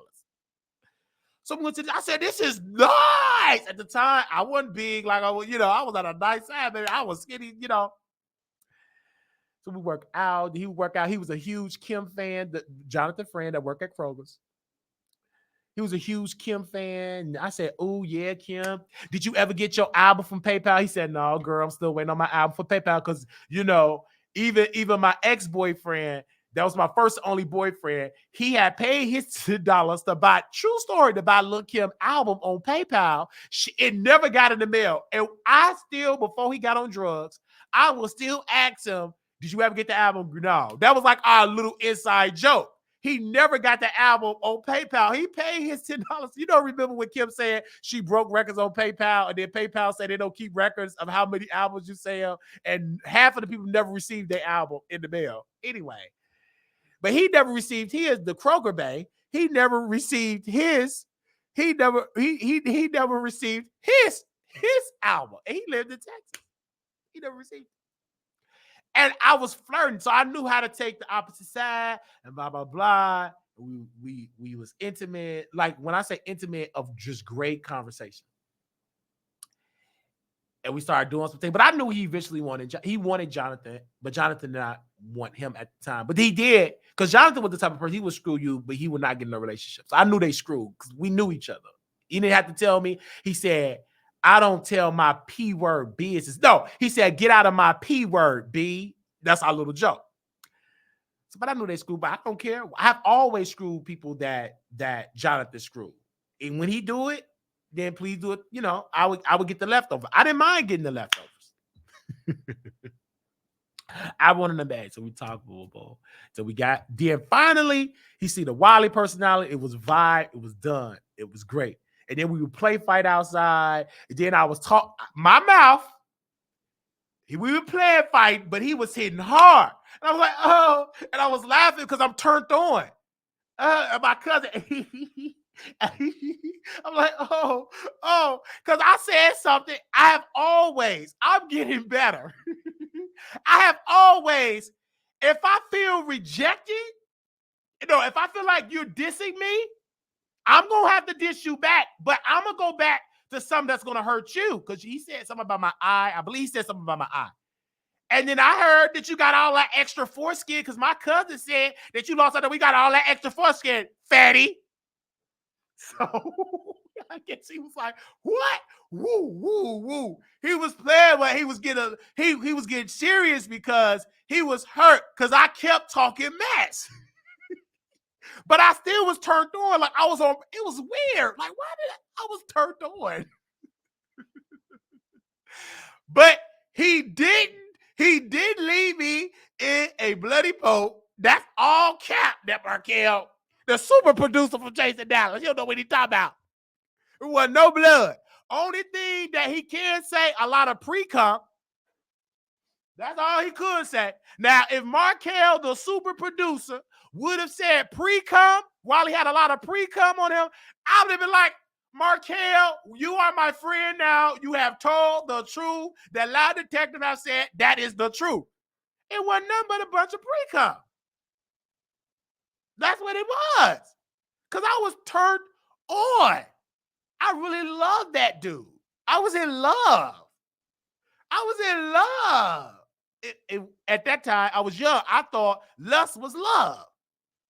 I was in love. It was nothing but lust. So, so he boo boo boo, and then Jonathan posted on Facebook. So all the girls said Wiley got beat up. Wiley, he loved it. He loved it, and he was so excited because he didn't know. And then what turned him on to me? Dig, he ain't know nobody. People know who he is from the Wiley Show. He was like, he was so excited for the clown. I said, yeah, and I'm so sorry. You're not a fatty. I love you. You know, I like you. He started giggling because I'm going to start flirting. See, they don't tell you that part. Markel wasn't there. He was on Cheetahs. He wasn't there. He don't know me. You queen. So, me and Jonathan, you know, and Jonathan know that who Wiley is going to screw and who going to screw Wiley, but they going to talk to Jonathan and be fake. Jonathan knew everything. And then finally, me and the dude, we got intimate. Jonathan was at work. Theo, he was doing Uber and Lyft. Theo have always been a worker. You know, he had to work and do Uber and Lyft to take care of homosexual. He was a homosexual addict. He loved taking care of gay dudes. So he had boyfriend taking care of him. So he had to do Uber and he would work into the app to boot him out. So he had work. So we had an apartment to ourselves. This time, you're going to get Wiley. I'm going to put up you every stop. But I knew a big piece of me was my personality. The laughter, the jokes, the conversations about Kim, blah, blah, blah. So we start rolling up and I remember back when I lived in Chicago, when I was smoking weed, my coworker at the time, because he was gay, I lived on the east side. That's when I had my first apartment, because Jonathan gone. I had my apartment at the time. And we was getting high. He said, I want you to listen to this Lil' Kim song. It was a Lil' Kim record that she was talking about Biggie. And she's like, I fucking hate you. And then she talked about how she put Biggie kids in her will. And then Mary J. Blige was on the vocals. And I was like, damn, this is Kim? I couldn't believe it. He said, yeah. And it was like, hold on. I started crying. I was smoking. Oh, I couldn't believe it. I said, damn, this is Lil' Kim? Because only thing I knew about Lil' Kim, I used to be scared of it. And now I put lips to the handle it like a dude, head and hunt tough. Put your lighters out. I just knew what I heard on the radio. I didn't know that record. That was the first time I heard it. So, okay, boom. Years have passed, then we finally in Dallas. And here we go. I play that record. Having conversations. She said, man, this is a dope record. I never heard of this Kim. Because he, I said, yeah. And the next thing you know, I start playing Meeting in My Bedroom. And the vibe was vibing. We got it in that night. The vibe was vibing. We got it in that night. And then he said, don't tell your cousin. Don't tell nobody, right? Wiley, you ain't going to tell nobody. I said, nope. In my mind, I'm going to tell my cousin. At the time, I never told the show my business, my bedroom business. But I told Jonathan everything. Soon you like, oh, man. Yeah, girl, what you got to tell me? Why you giggling? Why you got that smirk on your face, Wiley? No. Girl, what you gonna tell me? Oh, yeah, we school. I know. He knew it all. He said he knew it because he can tell, he can sense the energy, but they try to act like they don't know Wiley. And at the time, I was very insecure at the time. I didn't know that I had swagger. I didn't know it. Jonathan seen it, but I didn't know it.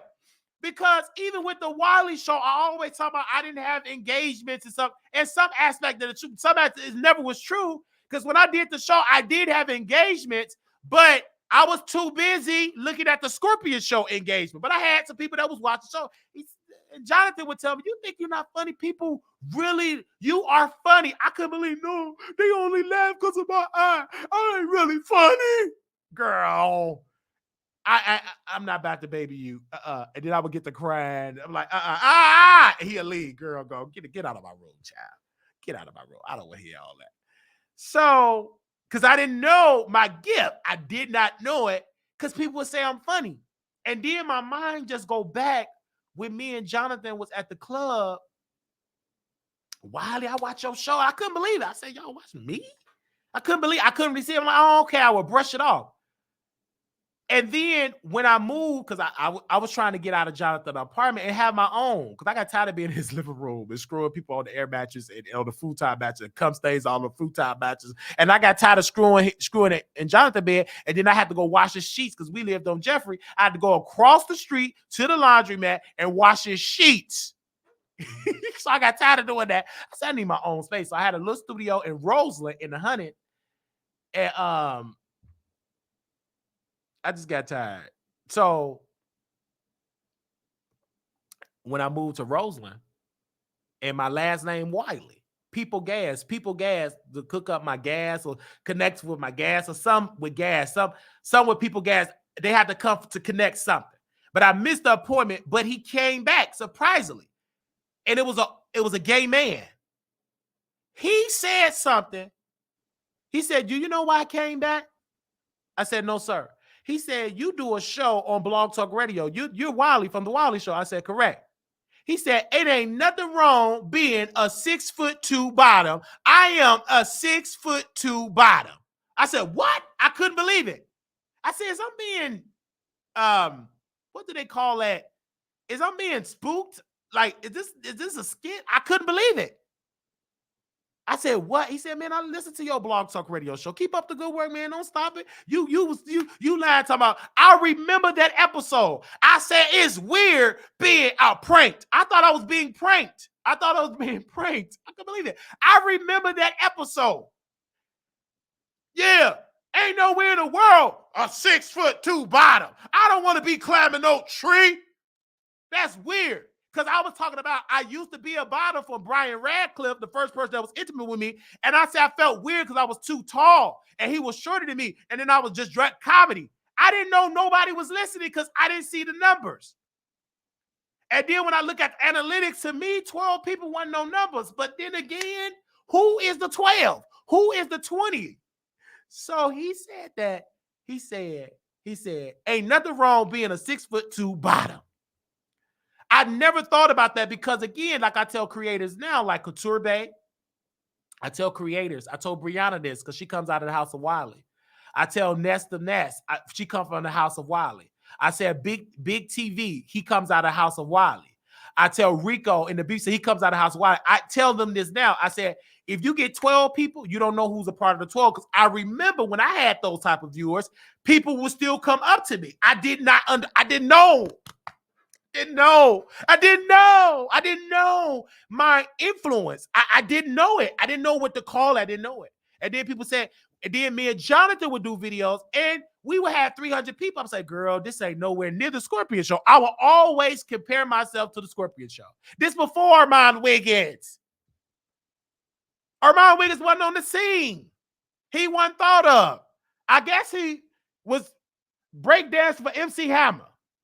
But he wasn't thought of. He wasn't on the scene. He wasn't on YouTube. It was your boy Nunu, the same your boy Nunu that was eating dinner with Markel, eating chicken.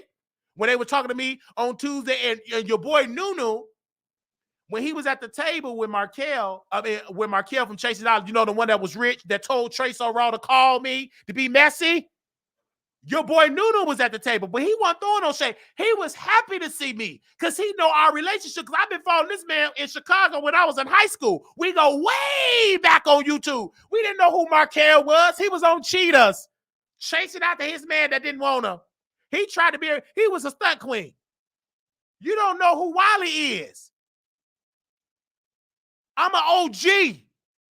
You queen. So,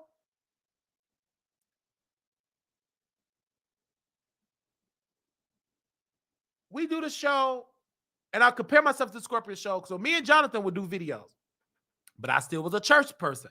So what messed me up coming up as the Wiley Show, which I would have been much further, number one, believing myself. Number two, keep in mind, videos up. I deleted all that because I was still church. That church had a pull on me. I was in a cult. My uncle's church, it was a cult. He would say, delete the videos. Get it? What does it profit a man to gain the whole world, lose his soul? Delete the video. That's sin. And I would go home and delete the video. Then I upload it. I was confused. I'm like, what's wrong? I ain't hurting nobody. I'm not on drugs. I just want to do this. This is my gift. And I would delete all them videos. And then it was a joke with Jonathan and his friends. They knew when Wiley was back at church. They could just judge by my Facebook page because I was confused. They could tell when I'm done with the church because I'm talking about love making, getting it in. I was very vulgar on my Facebook posts. They know when I'm in church. Praise the Lord. God is so good. You know, I love Jesus. And I would post scriptures. They was like, oh, girl, he back at church. Yeah, he back. But I never left Jonathan's house. And this is what kind of confused me because I would be at church and my uncle said, you need to leave that house with your roommate. But I never was going to leave Jonathan and go back to my house. That would have. So I would get saved. I thought I would have my Bible, have on my church clothes, and come home, baby. It's a party at Jonathan's house. All the gays is there. He attractive. He attract everybody. The who's was in there. I met some of these girls that you see on Chasing Atlanta before they moved to Atlanta was in that apartment, but they gonna act like they don't know Wiley. You queen. They gonna act like they ain't know Wiley. This before they became graphic designers. This before they became personal stylists, celebrity personal stylists. This before they got on Bad Boys, became a chef. Oh, bad boy. Do you want to be a bad boy? Are you bad boy? That's for all that. Any queen that said it's from Chicago, wilding on. It ain't too many black people from around my same age group that I don't know that lived in Chicago when I was coming up. It ain't too many, but they act like they don't know Wiley. Because I ain't got the certain look. Because I know they real life. Fake, phony, and a scammer. You been a scammer using Chicago. You just scamming more in LA. And I hope, I'm going to tell you this, Lori Harvey, I hope you leave your debit card around Chef D or your credit card. I really hope so. That's all I'm going to say, Lori Harvey. Because I know you, I hope you leave your credit card because the Chef D that I know in Chicago, he was a scammer. He probably got delivered. So he probably does scamming. But I don't know. Because he over there with Zeus, Mr. Pluma. I hope you leave your debit card around over there. Because the type of girl, because he used to work at a restaurant. Anytime, I'm going to say this, you can sue me. He would work at a restaurant. Anytime that the people would do catering orders, he would scam. He would take their debit card and credit card information. But only the people that do these huge catering orders. Anytime people do the huge catering orders and they would give their credit card over the phone, he would take that and go crack the credit card and be scamming them and buying clothes off the people credit card. But no, not people that's bad like a burger. Only like the companies that do them like catering, them big catering orders. He would be scamming them. But he wanted the fun. He wanted to be a celebrity chef. Ain't nothing wrong with that. Chef D wanted to be a celebrity chef. Let me put Marquise. The spirit is leading me. Where Marquise at? Marquise, where you at from Chasing Dallas? Can we bring Marquise up to the docket? Let's bring Marquise up. He's a celebrity. I'm going to use him as an example. See, we're going to get into Chasing Dallas for a second. I'm sorry. Because the spirit is leading me. Where's Marquise at? This is Marquise. He's on Chasing Dallas, Marquise, and he's a celebrity chef. And though I haven't seen him chop up any chicken for any celebrities, but what really drawn me to Marquise is he's a father. He loves his daughter. And he said something that really had me have my creative juices flowing. He said that when I moved to Dallas, my boyfriend, he changed. He didn't want to invest in my dreams. He changed. Like the relationship kind of ended. And there is a story behind that because there is so many people in the community that go and try to bring these men to the internet. Like they travel with their man for love, and it ain't gonna work because even Theo does that. He was in the mix. Theo, he told me Theo is the type of person he like Marquise. I'm moving to Atlanta. I'm in love. I said, Theo, that ain't love, that's lust. You a whore. And anybody you dating with, it ain't gonna work. You don't know what you talking about. I'm in love. I said, so he moved to Atlanta and it didn't work. The guy kicked him out. I said, Theo, why you keep moving? That's not love. Girl, you a whore. It's lust. That's not love. Stay in Dallas. What you keep driving for? You know, the dudes that's in Dallas that you said you was in love with. Every dude I have slept with. Every dude that y'all was engaged, I have slept with. We were sleeping with them behind your back. They didn't love you. They was homosexuals. And I was attracted to homo. I wasn't even caring about homosexuals.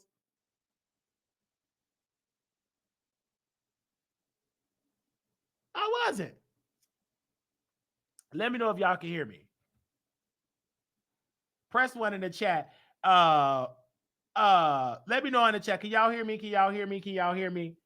Press 1. Press 1. Press 1 in the chat if y'all can hear me. Okay, because it kind of froze on my end. Because the internet, the Wi-Fi. The Wi-Fi. Okay. Y'all let me know if y'all can. I said, why you keep moving down there and all that type of stuff? Like, what do you keep doing that for?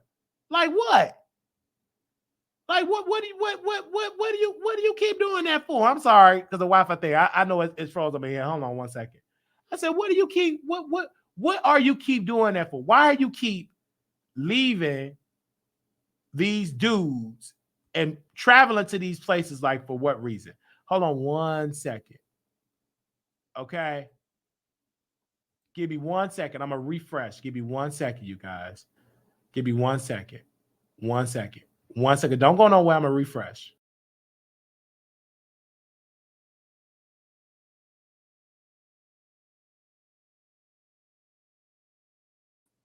All right.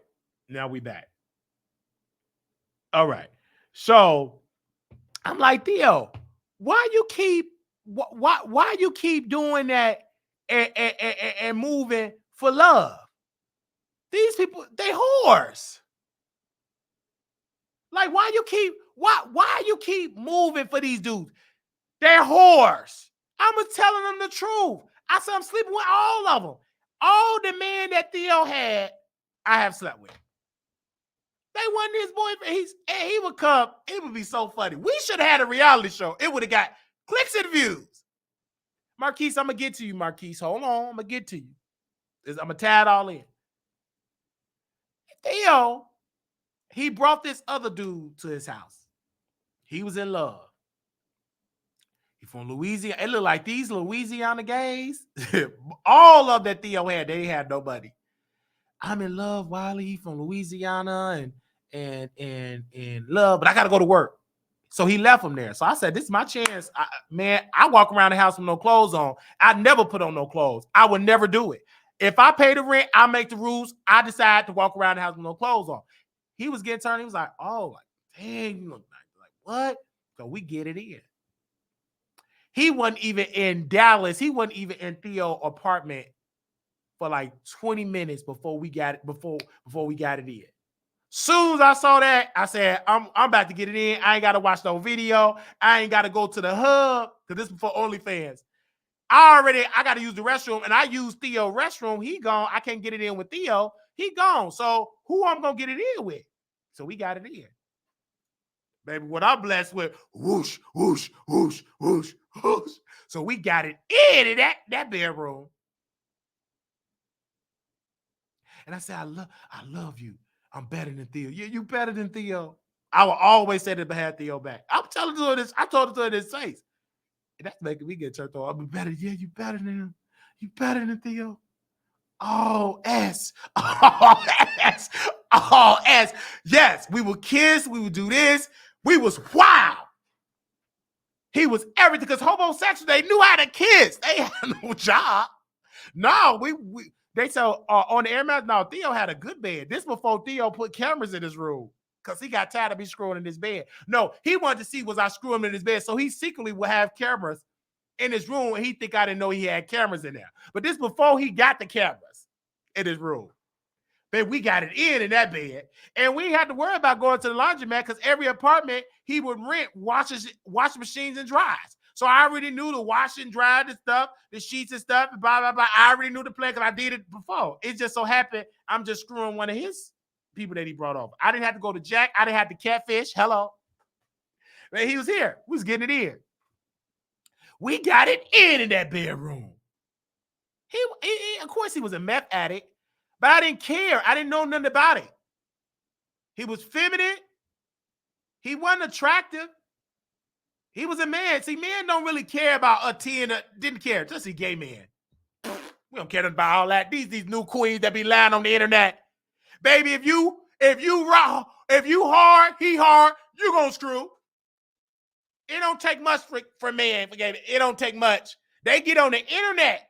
They lie to y'all. You got to be a 10. You got to be a 20. But in reality, it ain't nothing like that, baby. That's the internet. Because when you see him, I look better than him. Or we both was dusty looking. I knew both our heads was nappy. We both was musty. Because at the time, man, be hot, sweaty. You know, you got all that hair down there. You don't say you gonna be musty, gonna taste some musty. I know I was musty and down there. He was didn't care. That was normal. Hello. Didn't care about that. You didn't shower. So what? I didn't shower either. So what? Let's get it in. We'll shower after. And we did it in the shower. So I'm getting it real. I'm not gonna get here and act fake. That's being fake. You use it and soak it in dry. That ain't how I come from. We didn't care if you were musty. We didn't care, especially when I was doing it, when I was getting it in the gym in Chicago at Expert Fitness downtown on State Street. We didn't care. You in the sauna, you ain't worried about that. You're gonna be musty, all that sweat. And we used to get it in. That was before bath houses were popular. Baby, you get you a gym membership at a 24/7 gym, Expert Fitness on State Street. The girls was getting it in. And I was at the party, child. God rest his soul. Jaquez had to come. He was so pissed. He had to get up in the middle of the night because I was being a whore in the sauna, in the steam room, and it's after winter. Marquise, I'm going to get to it. I got to talk about Wiley because my story is more entertaining right now. Because, you know, in Chicago, when the winter months happen, even if it's no snow, you got to move your cars or you will be towed. That's the city ordinance. I knew that, and I said, I'm going to remove my car at this time. And I knew it because I did it all the time. I know Chicago. But my horniness, I was getting it in. It was two different dudes, and it was me in the middle. Then we just get it in, and I just lost the track of time. And I didn't even hear they left a message on the thing. We all of us, it was like 5 or 6 of us just getting it in the thing. But 6, it was a lot of us. When we all came to our senses and went out to our cars, it was gone. The whole block was like ghost. All our cars was towed. We looked at each other like, wow, oh my gosh. These are people's husbands. They calling their wives. So, of course, I couldn't get in the car. Because they all was married. Because I loved married men. I was a pro at getting them. I'm still a pro at getting them now. I just stopped doing it. These were married men. I was a pro at getting married men. I was an interviewer. You're talking to somebody that know how to communicate, talk. I watch Oprah. I would hear stuff in the locker room. I would hear at the time. So I used to love married men. That's still a turn on to me to this day. I didn't want you unless you was married. And I would say when we get it in to make the fantasy piece, I'm better than your wife. Yeah, you better than her. Yeah, she don't do this right. She don't make you jerk like me. Yeah. So, I can't say that if it's women in the chat. They're going to get mad. They ain't going to donate. They ain't going to super chat. It was nothing but married man. Anyway, because when we got to talk, they calling their wives. I didn't have a wife. So I had to call Jaquez. And he said, girl, okay, Wiley, I'm on my way. So we had to drive far, all the way deep to get my car. And some people couldn't get their car back because they had tickets, they had this, they had that. And if you had all that, You ain't getting your car back until you pay all that stuff back. I didn't have a ticket. I was a great driver. It's just I was a whore and everything. I just had to pay for the towing thing. I paid for the towing because I was a great driver. Till to this day, never. I only had like 1 or 2 tickets in my life, and it's all paid off. Only thing may I probably got like $40 in tolls. I'm about to pay that off. Like I never was the type of person that had $80,000 in toll. I was never that type of. I was responsible. I was just being irresponsible. And that sauna, I was being an adulterer, a fornicator. So I paid it and then went on there and drove. And then me and Jacquez talked about it in the morning. The next day we had talked about it, and I was like, "Dang!" Man. So those were the times. May God rest his soul. But back to Marquise. Okay. Whew. So Marquise was saying, I moved to Dallas because I wanted to be a celebrity chef. The boyfriend wasn't working. And I said, this is a great story. The different thing that I love Marquise is because I had a dream that Marquise was cooking me some food. I had a dream. He was at my house and we was kikiing. And I hired him to cook me a meal. Because I remember in my dream, I sent him a DM. I said, hey, in my dream, I said, hey, can you come over? I want to interview you, but what I want to do for the show, I want you to cook me a meal and I want to talk about your food on the air. Oh, cool. And it was a delicious meal. He cooked some type of rice, spaghetti, greens, type of chicken, and did some pork, and then I said I want steak tacos. Like he was just doing all type of stuff that I want. He's just started just making it, right? And we just have a conversation. And I just remember leaving him a tip. I paid for the fee, the $375 from coming over to cook, and then I left him $100 tip in my dream. And we just talking. And then I was like, man, this is really dope. I was like, both our name is Marquise. You got the E at the end. And then I'm doing my show in my dream, just talking about him, just egging him on. And I'm just really, and I just remember in this particular dream that he was just getting clients. And people was like, oh my gosh, you was on the Wiley Show. I want to do it because I kept trying to tell him in the dream. I'm like, I'm a celebrity. Like you're looking at Cardi, Beyonce. You better be looking at the YouTubers. The YouTubers is the new celebrities. He didn't believe me. So we did it and it went viral. No, it didn't go viral. The regular views I got, but his phone was blowing up. I want you to come here. I live here. I'm gonna give you a plane ticket. But he was so shocked in the dream. And then I just woke up. Poof. Then when I woke up, I limped to my phone and I tagged Marquise on Instagram. And this is the message that I left him on Instagram. See, I left him this on Instagram. Let me see if I can remember at Wiley Show. Let me see if I can find that. At Wiley Show, if I can find it. Give me a second. What did I say about him? Give me 1 second. I gotta see it. I should have screen recorded, but I said I had a dream that we cooked a delicious meal and blah. Oh, okay. I have to go to my story because sometimes these people they are deleted off their story if they super producer tell them to do it. Or could have did no, because I keep my receipts up, Give me a second. Oh, wait a minute, let me go back. Because sometimes I forgot they're part of the, me and Markel is beefing. So they probably they producer probably told them to delete me out of their story. That the girls do that. They producer probably told them to do that. But he ain't offer you to cook. He ain't offer you $350 to cook for a meal. So I said this. I had a dream. You cooked me a delicious home cooked meal, and I left you a good tip.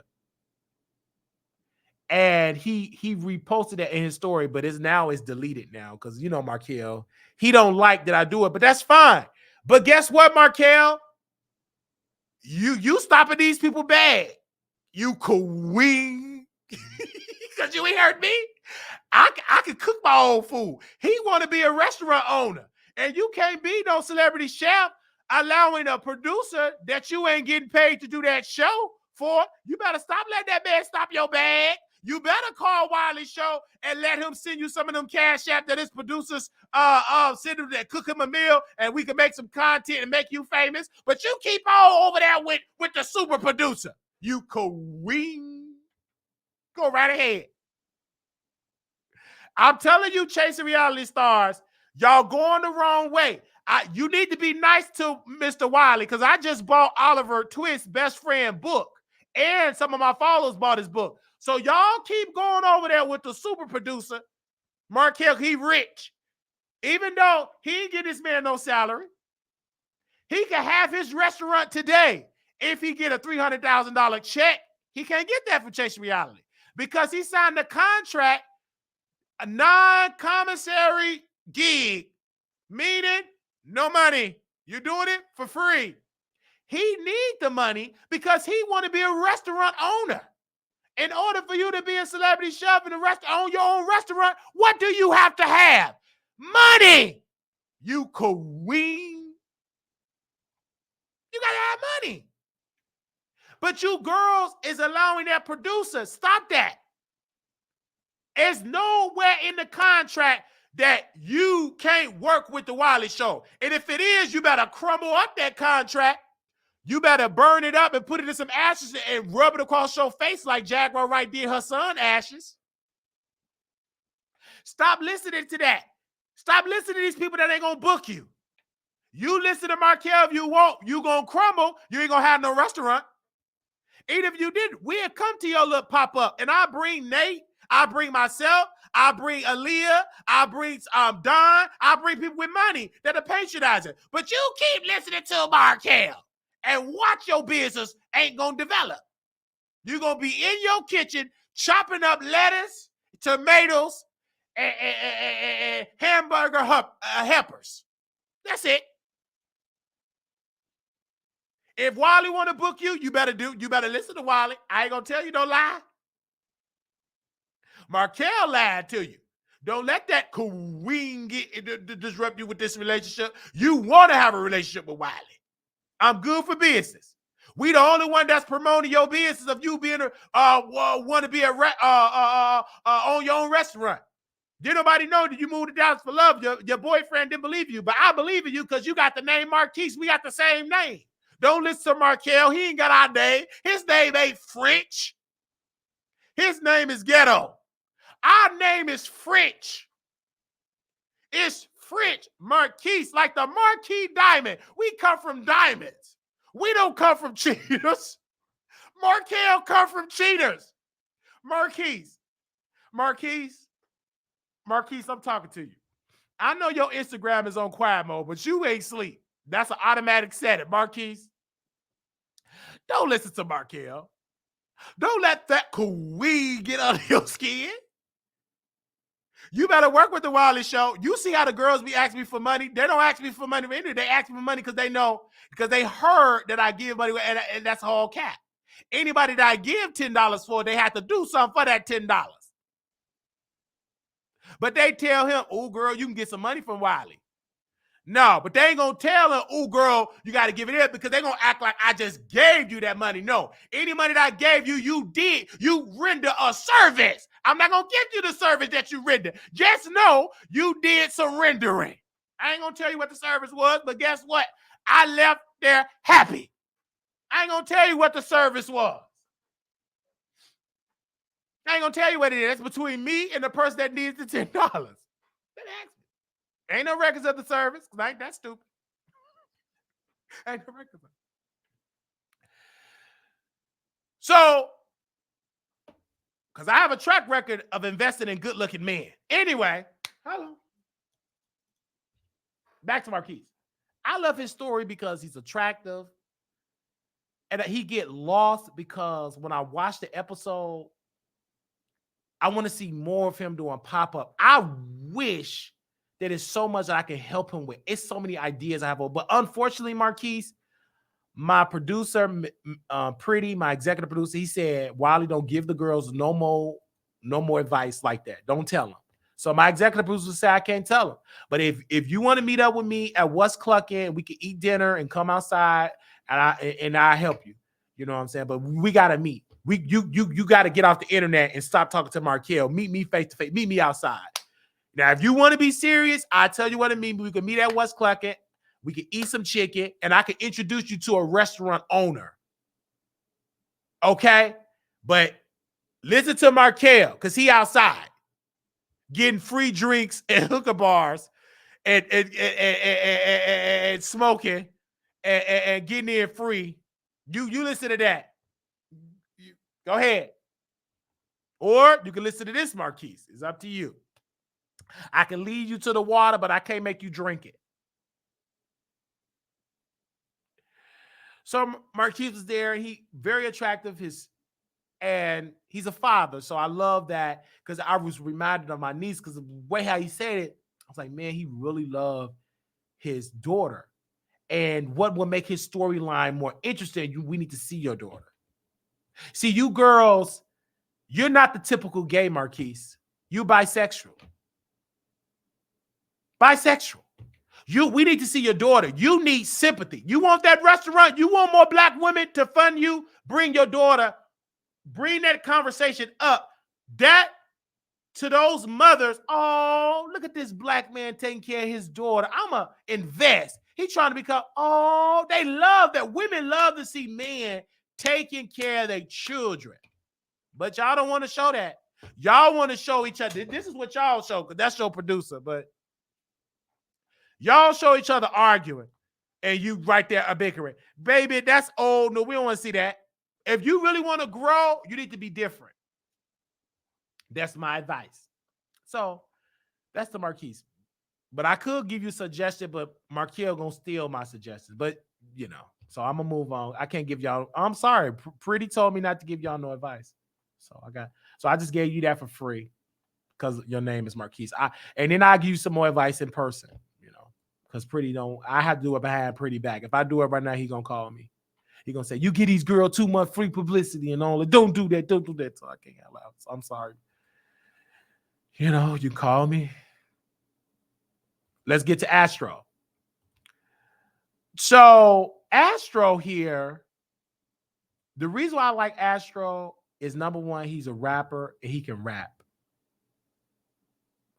The problem that I have with Astro is that he allowing this show to show him bragging, screwing Ted Lee, the real estate scammer that I had a one-night stand with.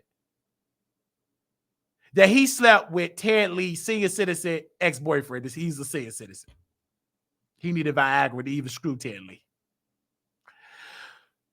That's what your story like. If I would you, pretty, do I have permission to give Astro some advice? Pretty handsome, my executive producer. Can I please give Astro some advice? Please? Is Pretty in the chat? Can you give me a yes or no? Can I give Astro some advice? Is Pretty in the chat? Latavia? Is Pretty in the chat? Is he in the chat or is he asleep? Is Pretty in the chat or is he asleep? Oh, he probably asleep. He at work. Well, let me call him because he's my executive producer. He's my executive. Don't block. Let the trolls come in. Don't block unless if they cuss, then block them. Don't block. I don't know. Is he at work? I don't know if he here. Let me call him. That's my executive producer.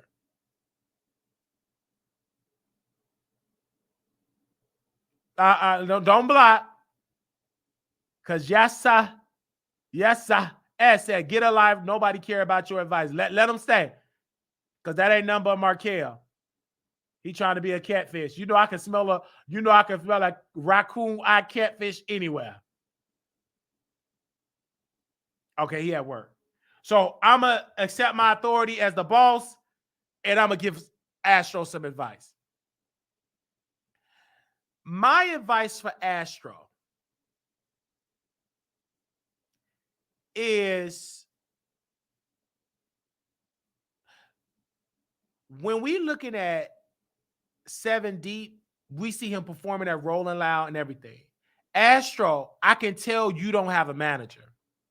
Would that be accurate, Brother Astro? And I'm going to reach out to you privately, but I know the super producer going to get in your ear, but I'm doing it publicly. I want my followers to DM him this video. This is his Instagram. Astro, you're on a show that's being watched by thousands of people, millions of watch time minutes. If I don't see you doing enough rapping, chasing your music, you have failed. What I see you being, no offense, being a bottom, talking about your body parts. We need to be talking about your streaming. We need to be talking about your music. But because you're young and you don't have a manager, and Markel is allowing you because he's not a good producer, he's a millionaire and he can't even invest to give you a stylist. That queen don't care nothing about you. He won't mess. It's a disaster. Many people, even Reese G, the great Reese G, said you should be on the Rookies of Dollars. I disagree with my brother. He's fine where he's at. He just needs some nurturing. He need Wiley, the manager, because I'd have been like, cut it off. I would have got it before we come to set, because I know I would have to drive Astro around before we got to set, because I would have got me a car, paying a $600 car note to drive my client around like I did Jaquez. I had the car from Johnny Byrod to drive Jaquez around to get to the studio. May God rest his soul. So I would have got my car, paying a $700 car note to drive my client, because I know he can make it. But I would have told him before we went to set, I don't think as your manager, you should be focused on your booty. Go in there about your music. And then I would have gave him, do this, do this, do this, do this. You can still be messy, but be messy in the studio. Be messy with a hit. Be messy with them bars. And Astro, I'm going to give you this for free. Take my advice. If you do this, you're going to be successful. This is what you should do. You do this, you're going to go viral. I want you to go to the studio. I want you to make a diss record against Ted Lee. Talk about how you took his man. Make sure you put in a bar to talk about how young you is and how you took a older gay man. Do something like that. Get creative. And you need to drag him in a record. Make it you young, so you know about TikTok. You talented. Do that. Then you post that on Chasing Reality. I'm going to tell you how to make money. I'm going to tell you how to insert yourself so you can make a coin. Ted Lee need to be dragged. Jeff, you Mexican. Why you ain't dragging Ted Lee being a scamming real estate? Do that in a diss record. You want some songs? Be messy in your songs. Them women are tuned in. I know black women like the back of my hand. Y'all be trying to rap about other stuff. No, rap about your castmate. Because if I was a rapper, I just need me a ghostwriter. I'll do it if y'all don't want to do it. I'll be dragging Markel. Don't let no ghostwriter reach out to me in the chat. Don't let no ghostwriter give me some bars like they do Cardi B. And Nicki Minaj, because she got ghostwriters too. Go in the studio, because I definitely want to drag Markel in the studio. Only thing I need is a writer, because I can get some help with it. I just need direction. And somebody to know a writer and a producer, I want to drag Markel in the record. That queen. And it'll go viral. But Astro, y'all leading up to him. See, y'all privately, y'all love Wiley. Y'all liking my post because I'm telling the truth. But y'all ain't strong enough to go against Markel. It take a grown man that went through something that can stand up to that queen. He messy. He messy. And I'm on his neck. He's the only one that's really getting dragged. The rest of y'all ain't really getting dragged. I'm coming after y'all producer, that queen. And so, Astro, you do that, baby. I can guarantee you won't have to be no preschool teacher. Now, I got to say this. I got to be shady. This would not be the Wiley Show unless I throw some shade. This is where Markel have failed as a producer. Markel don't care nothing about y'all at all. This is to boost his ego so he can get into free clubs and get some more man badussy. You gonna say in there, I'm a teacher. I'm a preschool teacher. I love teaching. I used to teach college, high school, elementary school. Baby, you barely out of high school yourself. Why you lying like that? This is why, just because you work in the daycare, cleaning up the daycare, throwing out the trash, that don't make you a teacher. Just because you at the daycare and it's children present and you washing the windows, throwing out the trash, you're not a teacher. You are a janitor at the daycare. But you gonna lie on the show and tell these people that you a teacher? And then you kept lying. I used to teach high school, but now I downgraded to a preschool, but you know teachers don't make nothing. You ain't no teacher. Why you lying like that? Do you know we could get those records from Texas? That's a license. Everything is, that's a public government. That's public. Why you lying? I was so embarrassed. I said, Markel, I felt bad for you, Astro. I couldn't even hardly do my show. My executive producer said, Wiley, where you at? I literally was in the kitchen crying for you. I was warming up my chicken drumsticks because I forgot to eat it this morning because I was busy, and I was putting it in the microwave, and I cried in that kitchen. I caught myself crying for you. I said, you allowed this man in that after show to embarrass you, and you gonna sit there and lie talking about you a preschool teacher? You ain't even got your credentials to be no teacher. You could have said, I would love to be a teacher one day. Say that. That's believable. But to say that I used to teach elementary school, high school, and Markel said, you just got out of I was like, wow, this is sad. I couldn't, and Nicole, I love Nicole. My co-host, she was my special guest co-host on my #1 Instagram show, special guest co-host, Nicole. She used to work, she works over there in New York City, but due to the fact that particular host, which we will not name, he smokes a lot of cigarettes and stuff. And he liked to chase man all in New York City, chase dudes, act like he got a man, ain't got nobody. He got a job, got a headset, work at a call center. He just a queen. He a pygmy. But Nicole, she's a boss. And one thing about a boss, Nicole Hair, whatever, she own a salon, and she know Wiley got a business too. See, she'll be shady with the queen that's in New York. The one that hosted Chasing Atlanta or Chasing Dallas, the show, the one got the least engagements.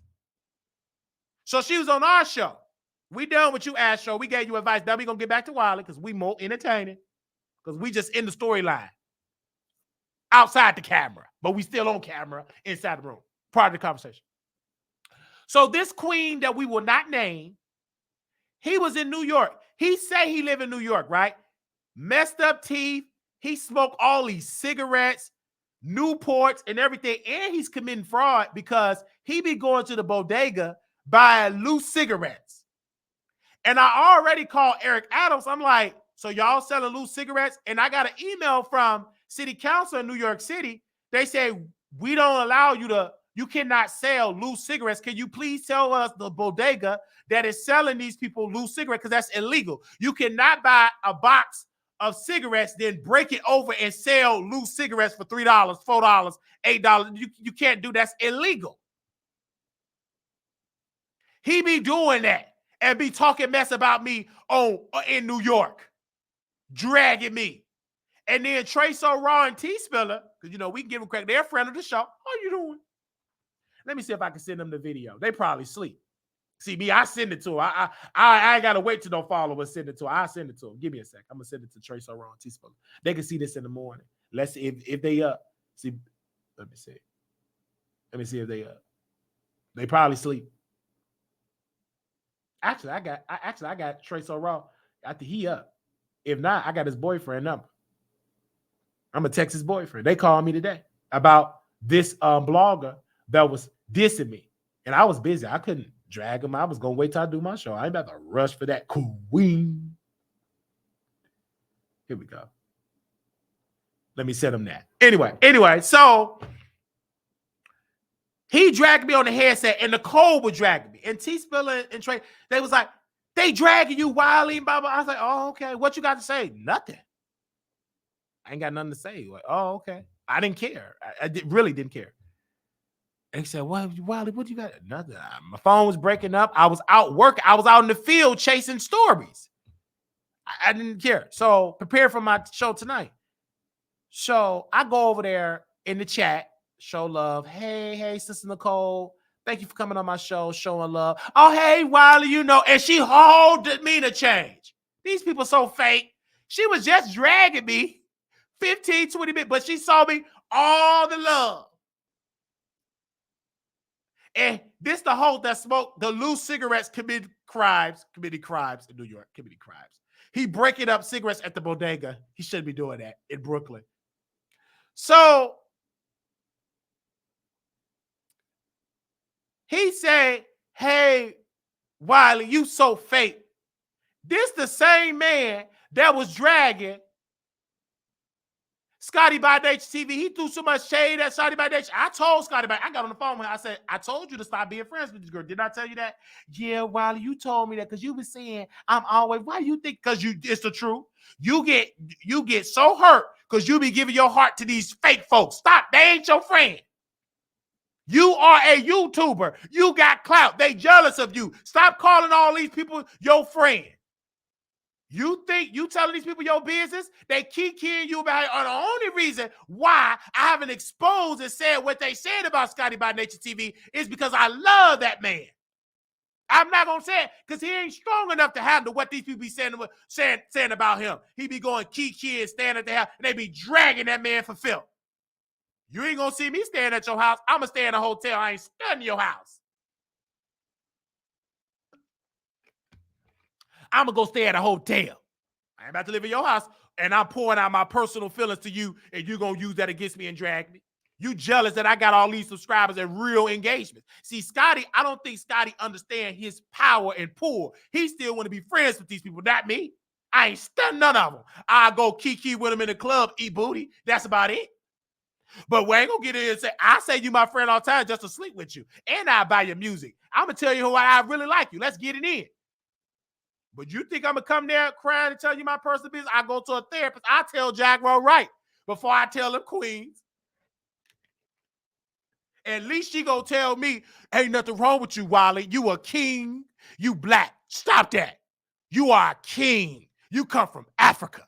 I'd rather go to Jaguar right to tell me about and tell her my problem. At least she gonna let me lead her and I know I'm a king. I'm an original man. You think I'm gonna go to them queens in the line and tell them my business? You gonna end up hurt. He be in so much drama because his homegirls that he think it's his homegirls be telling his business to his ops. Uh-oh. They ain't gonna like this type of teacher. You don't see me in there. Anytime I came to Atlanta, I've been there 5 times. I had a hotel every time. I don't go living with people in their houses. Not me. And telling my personal business so they can drag me? Nuts. When I met up with T-Spell and Trey, they dropped, they said, you ain't got to wait for an Uber and a Lyft because it was taken because you know, it got real busy on Halloween. We'll take it. So Trey saw Ronald T-Spell. They said, man, this hotel is nice. I said, yeah, you can do it. I said, I did it because I worked for it. I saved up 10 checks. They start laughing. I don't try to live beyond my means. But when I want to do something, I just work for it and calculate, okay, in order for me to do that, I got to have about 20 checks. I want this nice. I was at a nice hotel that Roland Martin, one of his panelists, was hosting a seminar. I couldn't meet her because I had to go to Monique Shaw. I wasn't there long enough. That was a nice hotel. One of her panelists, they was having a seminar, and I knew that name because she's one of the professors. She be getting them Republicans together. And she was hosting the seminar. She was one of the keynote speakers. And we went to the we went to the show. I went to the Monique show, paid the money. I paid everything myself because I worked for it. And Chase told Ron, I met up with them at the club. And then when they left there, we went to the Chinese restaurant. I bought me some Chinese food. I was hungry. And then not only that, Brandon Carson was eating Chinese there too. He was next door. This before he did the OnlyFans. And in California. This before all that. Well, but he's still a superstar to me. Attractive, I love. Well, can I take a picture with you, Brandon? I love you. And Trey was like, "Oh, there you go." They didn't know. I put these people on the pedestal because they really got talent. Markel got a talent too. He do. Just like when Trey saw Ron T-Spiller came to Dallas and he said all these people is the it girl. I get it. To them, they is like Markel. Yeah, he is in some aspect. He get in the club for free. He know how to screw the producer, the DJ. He know how to screw the janitor to get the keys. So that's a skill set. That's impressive to some people, not to me. That Couldn, baby, the type of place I want to go to, get me in the White House. Then I know you really is superhead. To the end, you still a queen. So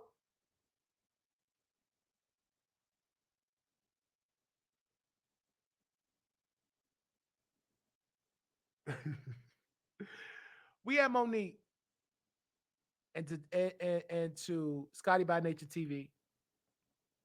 I have to tell you, that's why I get hotel rooms. That's why when we reach out to JC Jones, we about to get into him too.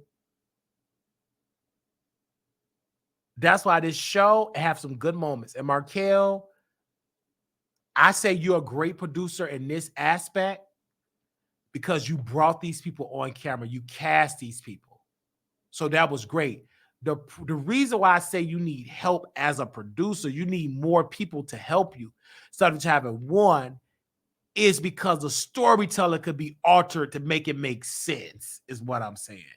You queen. But I got to give you a big one because you did bring JC Jones, the House of Jones. You did bring Astro. Did you book Astro? I believe you did. You did book these people, and you booked Marquise on there. So I do give you credit for that aspect. The issue that I have, and I want to echo Brother Malcolm, your former producer partner on Millennials of Dallas, you just need help. You don't know how to tell the story. I think you're good as being a casting director. I would more so say, oh, you know how to cast. You're a good casting director. But as a producer, tell the story, that ain't your gift. That's not your ministry.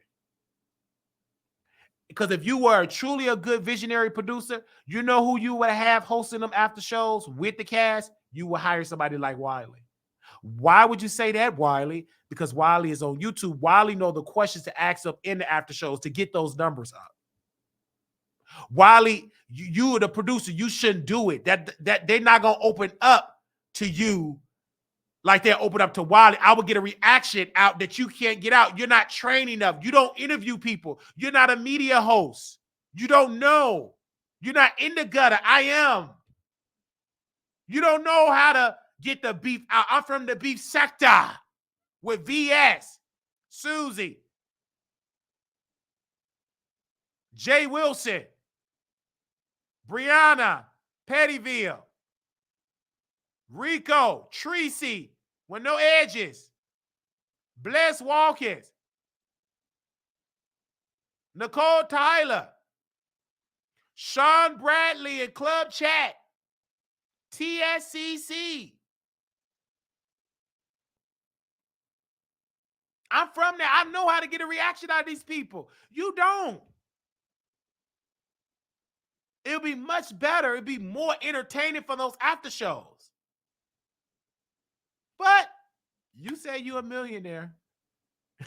You queen. So, in that aspect, not a good producer, a great casting director. So let's move on from that. Now, we talked about Astro. We talked about Marquise. Who else do I have? Everybody not going to be talked about.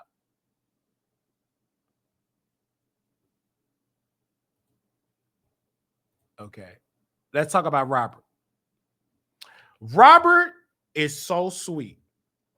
When I was at Marty's maybe a year ago, last year, I was at Marty's last year. And Theo left his ID outside or something or whatever. And me and Theo went out to Marty's. He was shocked. Theo was like, "You want to go out? You never go outside." I said, I want to go to Marty's because I knew Chase and Dallas coming. I said, let me go network with the girls. They like to see you in person. So let me go. But I'm not gonna tell nobody I'm coming. So I go and I see Robert. He said, "Oh man, yes, I mean, man, I love you on the show. You know you got to come on the Wiley Show. Don't play with me now. Don't let this go. You go come on the show. Yeah, Wiley, man, thank you. You got to come on the show. They love. I know how to stroke that ego. But when I'm coming, I'm not gonna say, hey man, let's take a selfie. We didn't take no selfie. I don't want no selfie. I want you to come on the show. I don't need no damn selfie. We'll get the selfie when you come on the show. I can take shorts and everything. When you come on the show, I don't need to take no selfie for you and post it. No, it'll come out better if you come on the show. It means something for the culture. But he got on the phone with the super producer, Markel, that queen, said, don't do it. Now, in his storyline, he want to own a salon. If you don't know who Robert Ray is, he used to do nails. Now, I know to the women out there that are Christians and that never committed crime, I know he looked like he's one of the Kia boys. I know he looked like he's a member of Boys in the Hood. I know he looks like he gonna go and rob you and everything, but in reality, he's a sweetheart. Only thing that he may do is take your husband and screw your husband or allow your husband to bend him over. That's it. Or he gonna do the bending. He ain't no thug. One of the girls say he can scam a little bit. He used to be an escort because that's what his homegirl told me. He said while he used to escort, when he was coming out, they say he was an escort. That's about it. He used to escort and stuff like that. And he used to play on this thug image. You get the little old wrinkled white man allegedly, and they were screwing all that. He used to play that. That's the word on the curve and everything like that. But he ain't no he ain't no type of thug like that and all that time. That man, you can bend him over, touch your toe, and get low. He ain't no power top. If you think this man is a power top, I got a bridge in Baltimore, but it's submerged with water to sell you for $3 million. If you think he's not a power top.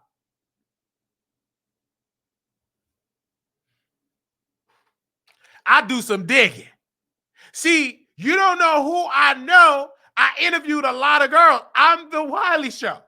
You think I ain't got no influence? See, my influence is silent, secret, behind closed doors.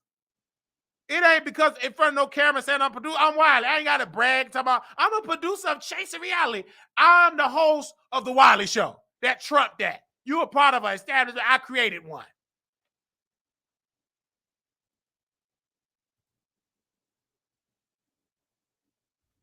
Okay?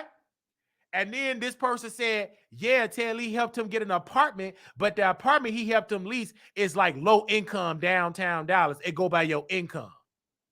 He's not paying market rent because downtown they pass an ordinance in downtown, and I double checked this with City Hall, that in order for them to have the high rises, it's a certain amount of affordable housing. It got to go by your income, and it can be market rent. In order for that developer to get that building, they have to set aside a certain set of apartments downtown for people like Robert Ray that don't make the six figures to afford that extra rent. That's why people like him get to live in downtown Dallas. No offense, I think it's a great plan. But these girls act like, oh, I'm so rich, I live downtown. That's because of a government program. You queen. Stop lying to them folks.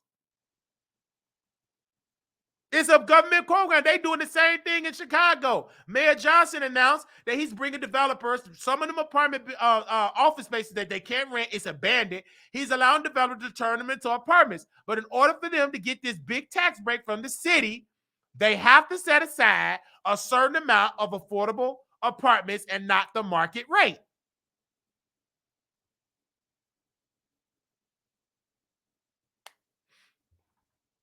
So, and this person, a source told me that.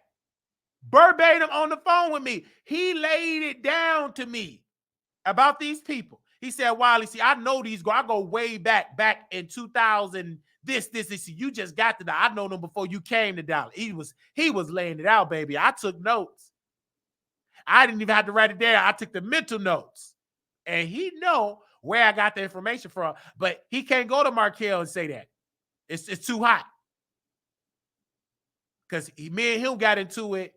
He talked, I'm going to do something. I said, Robert Ray, only thing you're going to do when you see me, if we going to be in the bedroom, we going to be tussling under the sheets like me and Ted Lee. Only difference with you is you ain't going to leave black spray and black spots like Ted Lee did. And I'll let you keep it up. I'll let you pretend to be a power top.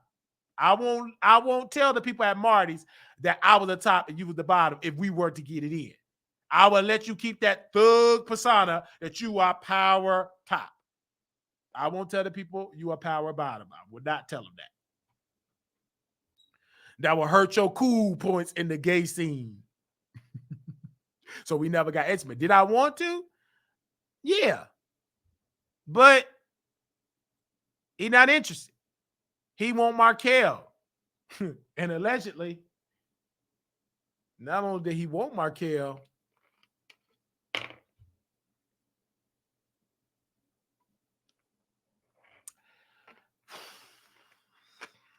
not only do he want Markel, the super producer,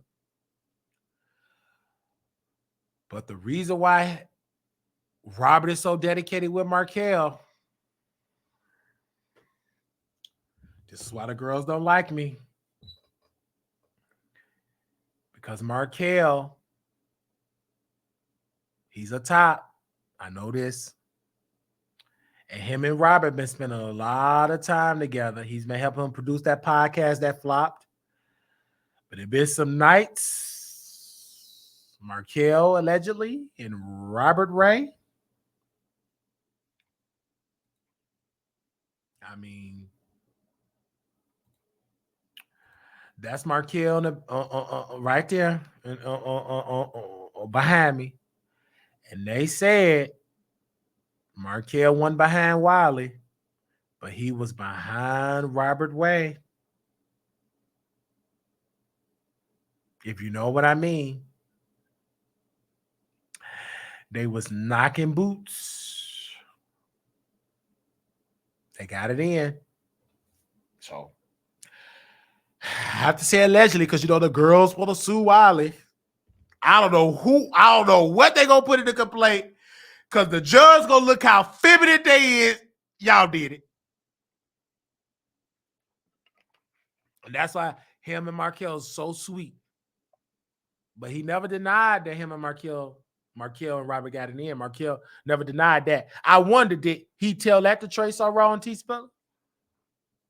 I wonder, did Markel share that information that he screwed Robert, one of his cast members? Did he share that with T-Spell and that queen? No, he didn't. He didn't share that with his cast member. He didn't share that with the people, but they know. Anyway, let's move on. So something else about Robert. He want to own a salon, but that's not in the topic of discussion. That's not in the topic. That to me, unfortunately, is not of the topic. We don't see it. His storyline, he didn't have no keys. This is what going to be on his storyline. Because you could just tell, I could tell what Chase the Dollar story going to be by looking at the cast Instagram. Whatever they post on Instagram, that's going to be on the story. So it's not hard for me to know the story. I don't even have to watch the show. So he got baptized. He went down in the water. Take me to the water. Take me to the water. Take me to the water to be baptized. None but the righteous. None but the righteous. None but the righteous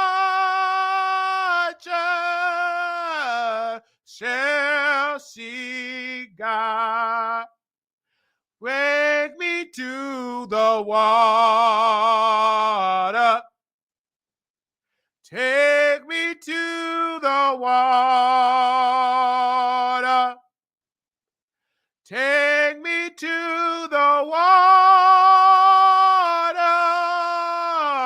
to be baptized. Let the church say yes. Woo. Yes.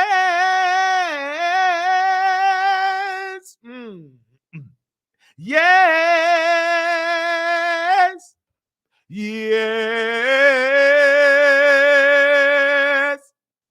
Yes. Yeah. My soul say yes. My soul say yes. My soul says yes. My soul say yes. My soul say yes. My soul say yes. You've been so good. You've been so good. You've been so good. You've been so good. You've been so good. You've been so good. Hallelujah. Robert Ray got baptized. He no longer want to be a power bottom. He went down in the water. Yeah. Robert Ray went down in that water. Okay. Oh man. I already been to the water. I already been baptized. I already been converted. I feel all right. Ever since I given up sin, hallelujah, been born again. Hallelujah, been born again. When I stepped in water, hallelujah, water was cold water, chill my body, hallelujah, not my soul, hallelujah, lean on out, hallelujah, step in water, I stepped a little close, hallelujah, step in a little close, hallelujah. I want to thank you for your loving grace. He saved me, he saved me, he saved me, he saved me, he healed me, with the Holy Ghost, Can I get a witness? Yeah. Can I get a witness? Yeah. Can I get a witness? Yeah. Can I get a witness? Yeah. You know, when I hear that song, I just got spiritual. He went down in the water.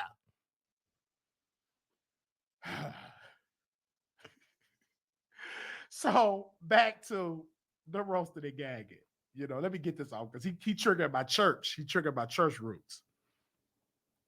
So he got saved. That water didn't do nothing for him because he's still screwing Markel. That queen. He did all that getting using with that water.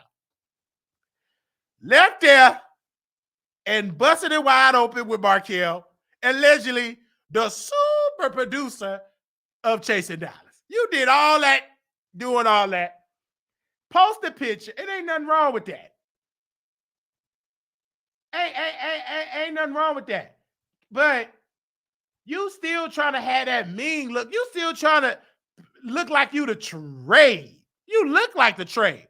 But in the bedroom, it ain't giving trade, giving beta bottom, beta.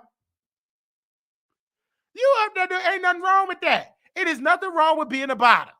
So what? You got tattoos and gold teeth in your mouth. Ain't nothing wrong with that. Gold teeth, tattoo wearing, paint nails, need love too. Ain't nothing wrong with you. It's hard out here. It ain't too many tops out here in Dallas. You believe that if you want to. I'm in the minority. It's a whole lot of bottoms. When I first moved from Chicago to Dallas, I never ate butt in Chicago. Never. Nobody even asked me. Soon when I moved to Dallas, Theo ex-boyfriend Greg Gibson, his ex-boyfriend, his best friend David, the first thing he did behind Greg back is Greg, he wanted me to eat his booty. And I did. But then him and Greg with this, he was trying to kick you with Greg. I'm like, I ate your booty. Why are you being shady? Greg Gibson, friend. He was from Louisiana. He the one that introduced me. What's that place called? Because he kept moving and moving. He always had he just kept moving and moving and moving. I never understood why is he moving like that. I helped him with so many apartments to move here, move there. And that was like Greg Gibson. What was the one where you could get them chicken tenders? Dang, what was the name of that place? Raising Cane. I never had Raising Cane. I remember who I was at. He introduced me to Raising Cane. After I got through moving, eating his bud or whatever, we went on to Raising Cane. I didn't know what it was. It was so delicious. The toast at the time, now it ain't hitting the same. But at first, when I first had it, it was everything. And he was the first dude that I ate his booty. And then that was first of me. I can't even keep how many guys' booty been in my face because they love it. That's a must in the South. In Chicago, I never did it in Chicago. But here, I never wanted it. Only the best thing I did was butt play. Never like sucking it. No. But in the South, yeah. Anyway, let's move on. So he was submerging in the water. Look at that picture. Lord. I told that man to smile. He's a sweetheart. But he be looking like a thug. If I was a white woman, my white friends, they hold their purse. They hold their purse. If Karen see that man walking down the street, they hold their purse. Look how mean muggy he looking. But if you get to talk to him, he got a light voice. Hi, I do nails. I want to have a salon. He don't talk that deep. When he get around his homegirl, baby, the queen come out of that man. That stuff be oozing out. Why is this man pretending like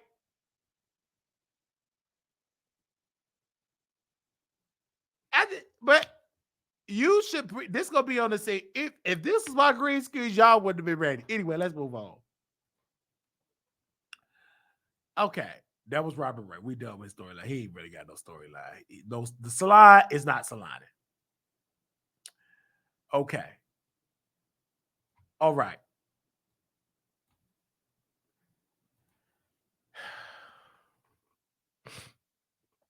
This is Ted Lee. This is the realtor scammer. He's a catfish realtor. He supposed to be the head of the show, and that's a lie. His storyline is in the show, but he's not the lead. He's not the face of Chasing Dollars. This man came to my home and we screwed. And he dirtied up my sheets with all that black stuff that you see on his eyebrows. Most of that stuff was on my sheets because you're gonna sweat because we doing a physical activity. It's gonna get physical, right? Sweat, your muscles gonna get stretched, and I mean he was just taking it. And he got some amazing booty. And I didn't care about the sheets being black because when you get in there, you don't care. It didn't hit me until like when he left and I turned the lights on. I'm like, dang, all my sheets are like black. And I had to like move. I was just about to move out of the apartment. I had to move. And then I was embarrassed because I'm like, dang, I can't even take these sheets back to my new place because he dirtied them up. I said, you know what? Just forget about it. I just got some new sheets anyway. Fast forward, then he done, and then I told Trey Songz and T-Spill, they told him, he get around them, he act like he don't know Wiley. That's what they do. Then he tell Trey Songz and T-Spill, I'm going to sue Wiley. I told Trey Songz TV and T-Spill, when he going to file the lawsuit? When he gonna file it? Is he filing it tomorrow? How you gonna file a lawsuit when it actually happened? You didn't lose no deal. I didn't stop you from selling houses. I can't stop you from selling something that you ain't got no license to sell, allegedly. The Cass said you ain't no realtor. You said on camera that your thing is inactive, meaning that you're not out here actively being a realtor. You inactive. You queen. You inactive. Chase the vision, be good at what you do, and then the money will chase you. Well, obviously, it ain't chasing you. Only thing that have chased you, makeup, permanent marker, Walmart sending you updates. They got some new public marker and black spray for you to put on your head and your eyebrows. We are 10 days away from the premiere of season 4 Chase Dollars. Who's ready? I was ready because I said, I'm going to make sure I let the world know that this queen is acting like he don't know me. And he going to tell T-Spiller and Trace, I'm going to sue Wiley. That triggered me. How can you sue me just because you look like you ready to go? And first of all, you dressed it in the wrong century. Baby, we ain't in the colonial ages no more, baby. We in 2024, baby. Put on a Gucci suit. You dressing like you ready to go meet Queen Elizabeth. You ready to go back to her homegoing service. It looked like you just left Queen Elizabeth homegoing service and kept the same clothes on because the Queen, you was able to touch the Queen casket and you can't take off them gloves.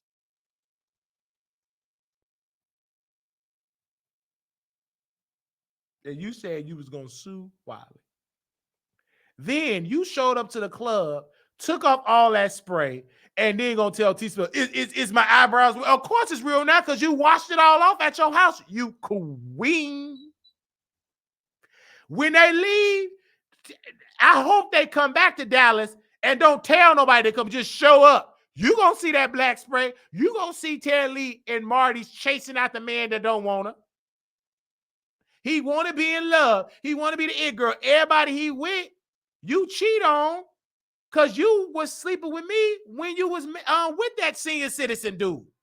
We slept together. So this is why I'm flabbergasted that you on the show trying to make him look bad when I screwed you and you mad that Astro screwed him, your ex. But you screwed me behind your ex back. Because I'm screwing, it's all the screw. Like, y'all screwed each other. Then you was mad that Astro was bringing that up. And Astro, he's younger, so he don't know how to play the long game. He need to be trained. If he had me in his ear as the producer, oh, baby, he would have won that battle. He don't know how to run it. A record would have came out. Anyway. So T-Spill and Trace Rowe, they said that this dude, they said Ted Lee gonna be suing me. But as of right now, my lawyer have not received a lawsuit. We have not received it. Miss Olga is ready. We are prepared. And they have not sent it. So, but her storyline, that's no more storyline. So only reason why she being brought up because people, she getting mad and she telling Markel, can you please talk to Wiley? And they believing that we screwed and everything. Now he can't go outside because people believe in it now.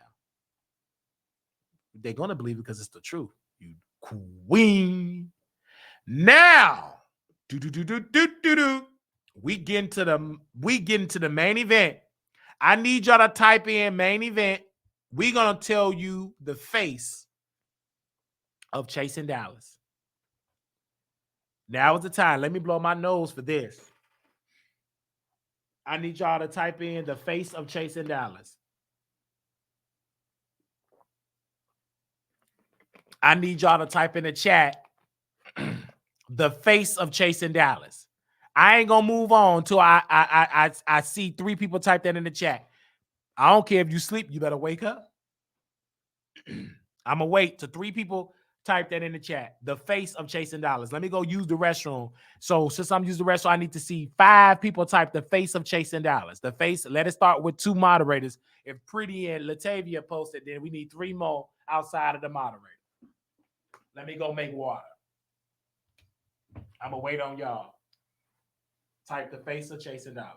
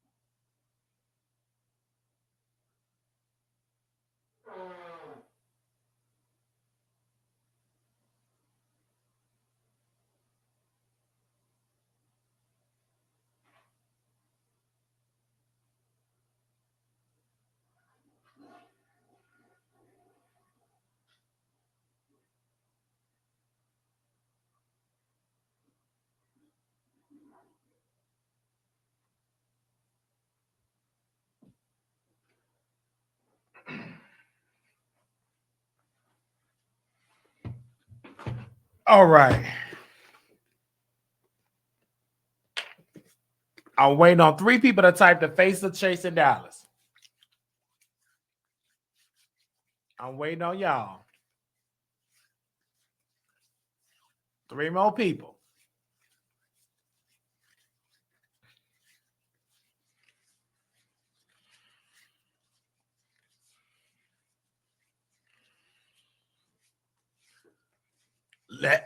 Pretty. Did Pretty type it in?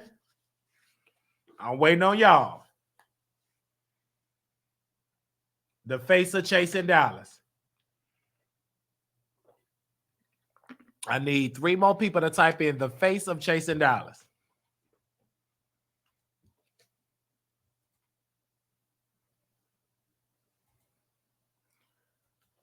I'm waiting on y'all. I got time.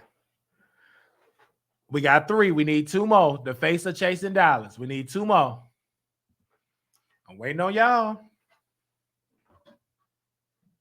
Come on, don't hold us up. 2 more people to type it. We need 1 more person.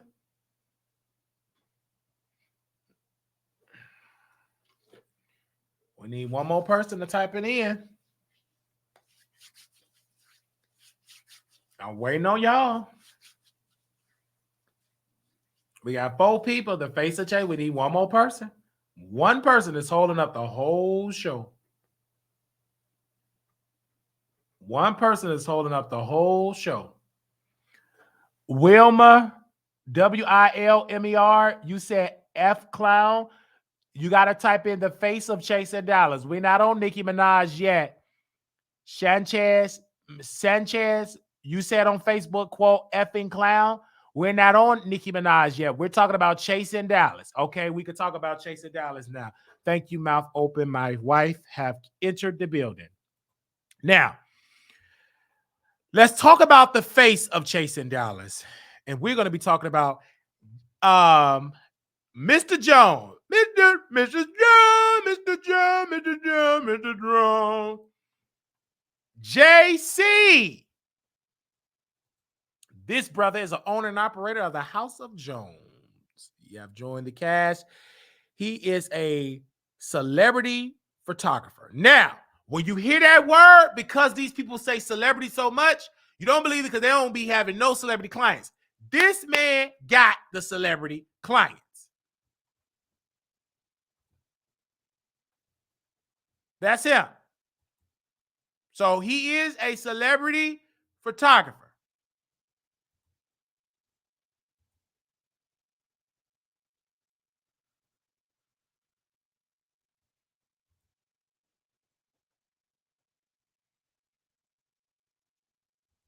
All right. So he actually got a company in Dallas, multiple locations. He got content rooms, everything.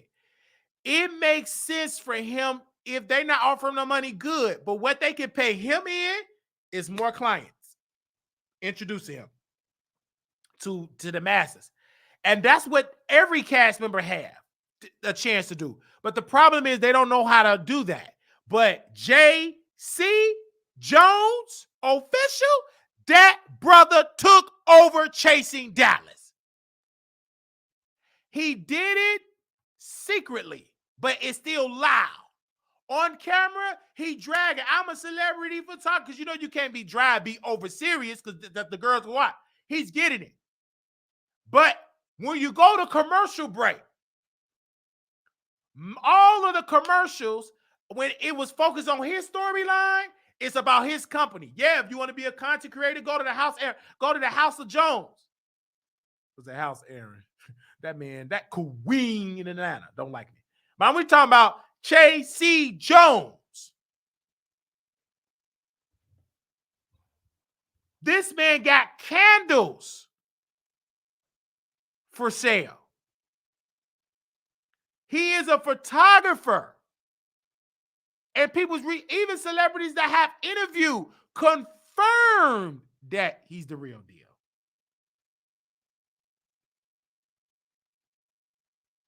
And so I emailed him and I said, my audience, I'm going to ask my audience to do. He said, yeah, well, I'll do it for $750. And he give me 3 looks. He ain't just taking my picture. He's putting on outfits, giving me clothes to wear. I said, I'm going to raise the money from my audience. Give me time to raise it. I'm going to wait till my givers wake up. I'm going to call my givers. I know the ones that give. It's about 3 of them on my heart. I'm going to call them personally. Hey, I need that $750 close to that goal. I want to do this to help the show. Would it help you, Wiley? Okay. How much you need? I need givers. And I'm going to match it. I'm going to give $250 to the pot.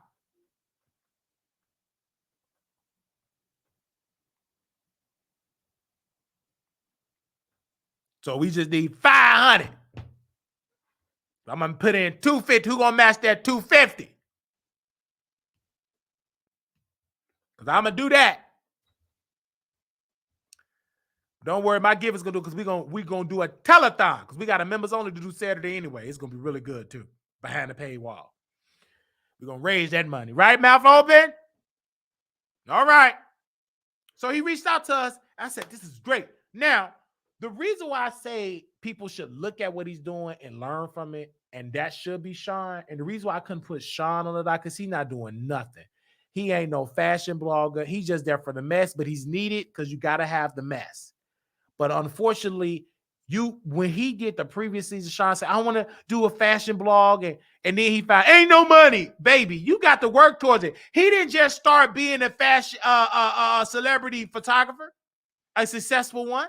It took time for him to do shoots for his homegirls and his friends and family to develop that skill in order to get on the radar of a celebrity. He didn't become an entrepreneur, a successful entrepreneur overnight. It took him time to get there. It took him time to get to that level. It took him time to get there. The problem is you girls ain't willing to go through the season of struggle in order to go through the season of wealth. You must go through the season of struggle and to enter into that level of the season of wealth. Y'all wanted that instant success. That's not real life. If it is, I haven't experienced that form of life. Everything I got is from blood, sweat, and tears.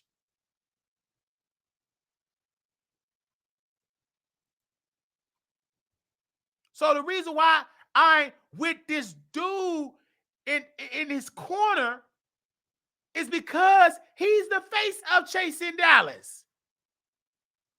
Because I said so. And my tongue is powerful. And it's big. That's why I can't pronounce half these words. I can't lift it up. It's heavy.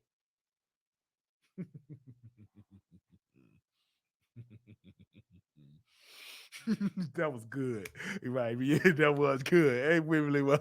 That was good. My tongue is there, I can't even pick it up. That was a bar right there. All right. That was good. I have to say so myself. That was good. That was good. Okay. So, JC, brother, you are the face of Chasing Dallas. I don't care what nobody say. You did that. You had the streaming party only for your episode when it's about you and you dominated. You know how to market. You not no dumb girl.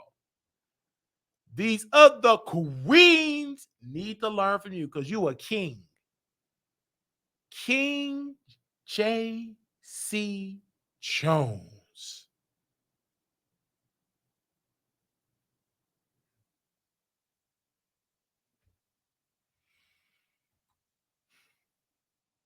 J.C. Jones.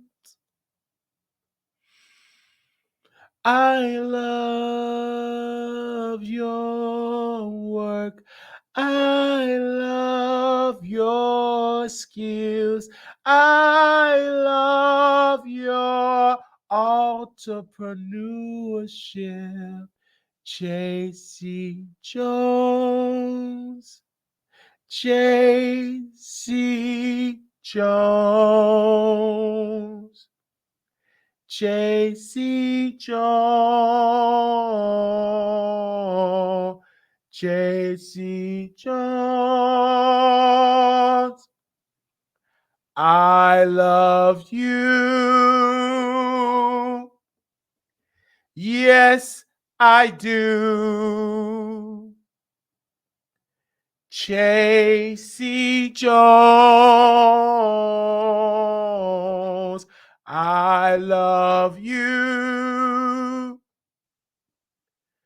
The face of Chasing Dallas.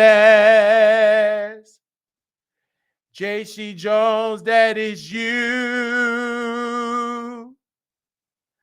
The face of Chasing Dallas.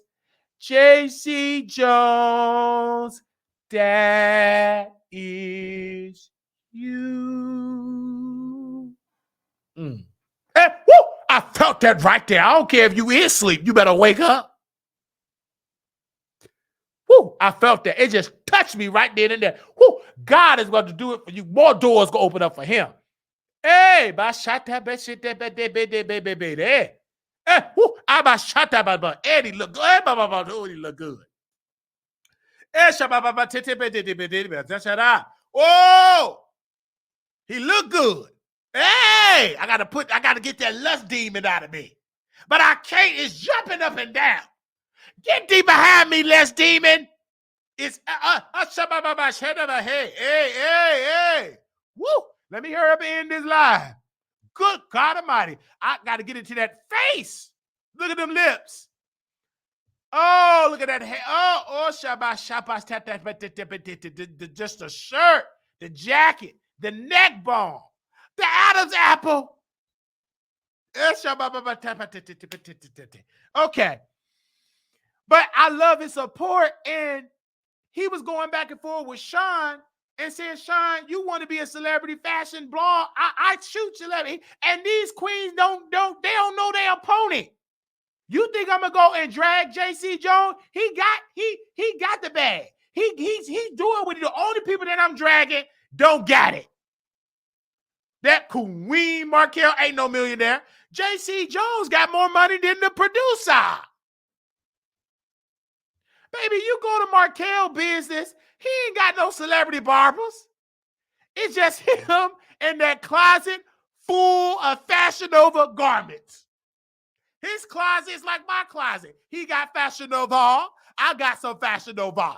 But some of my clothes is the Goodwill, the flea market. buy 50 shirts for $2.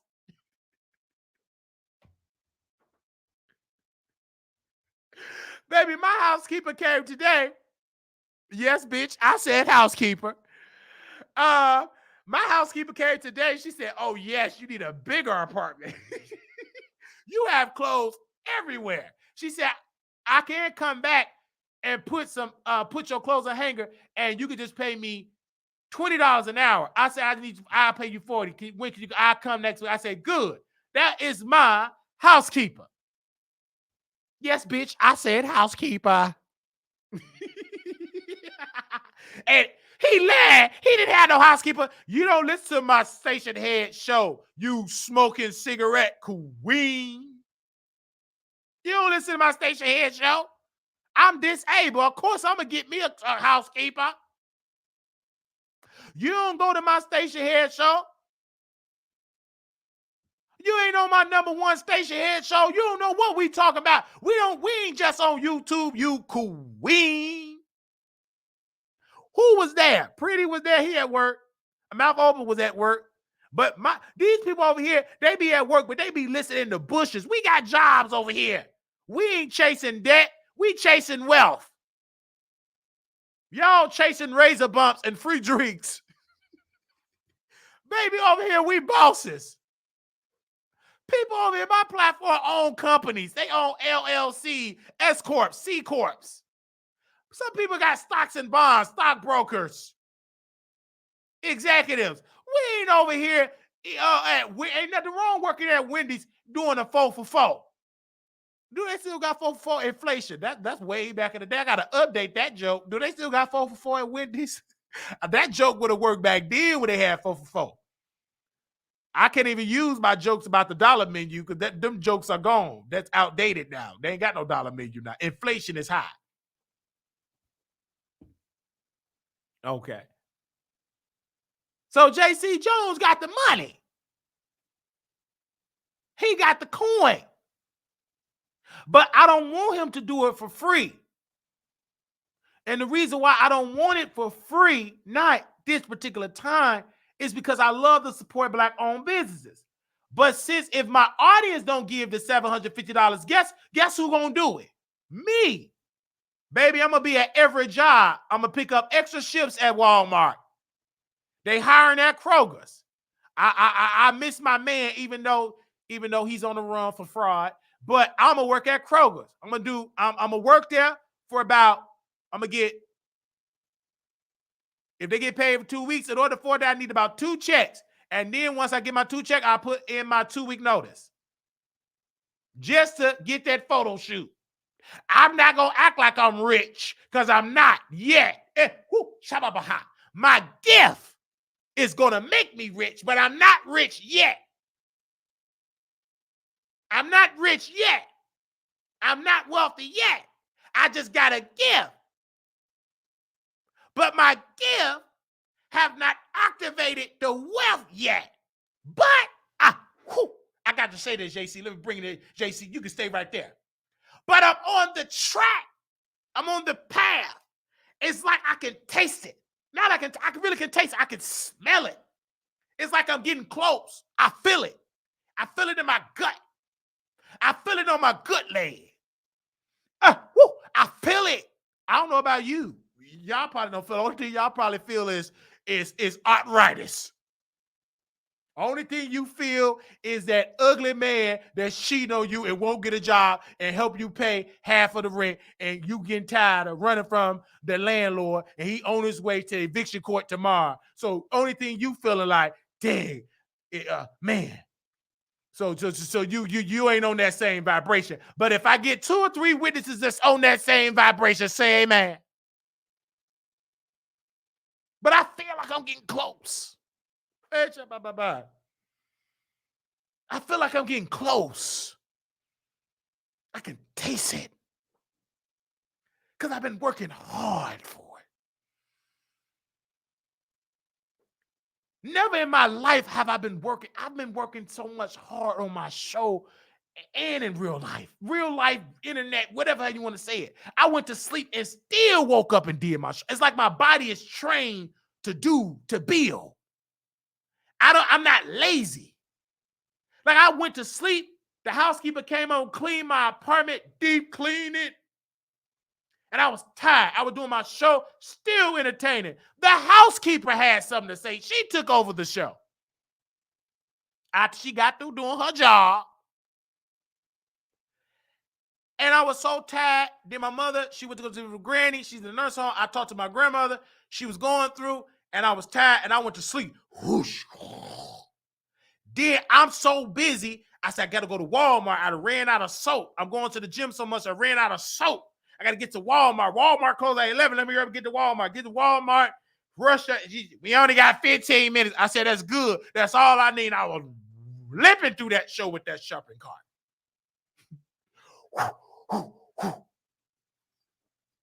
Get out of the way. Boo, boo, boo.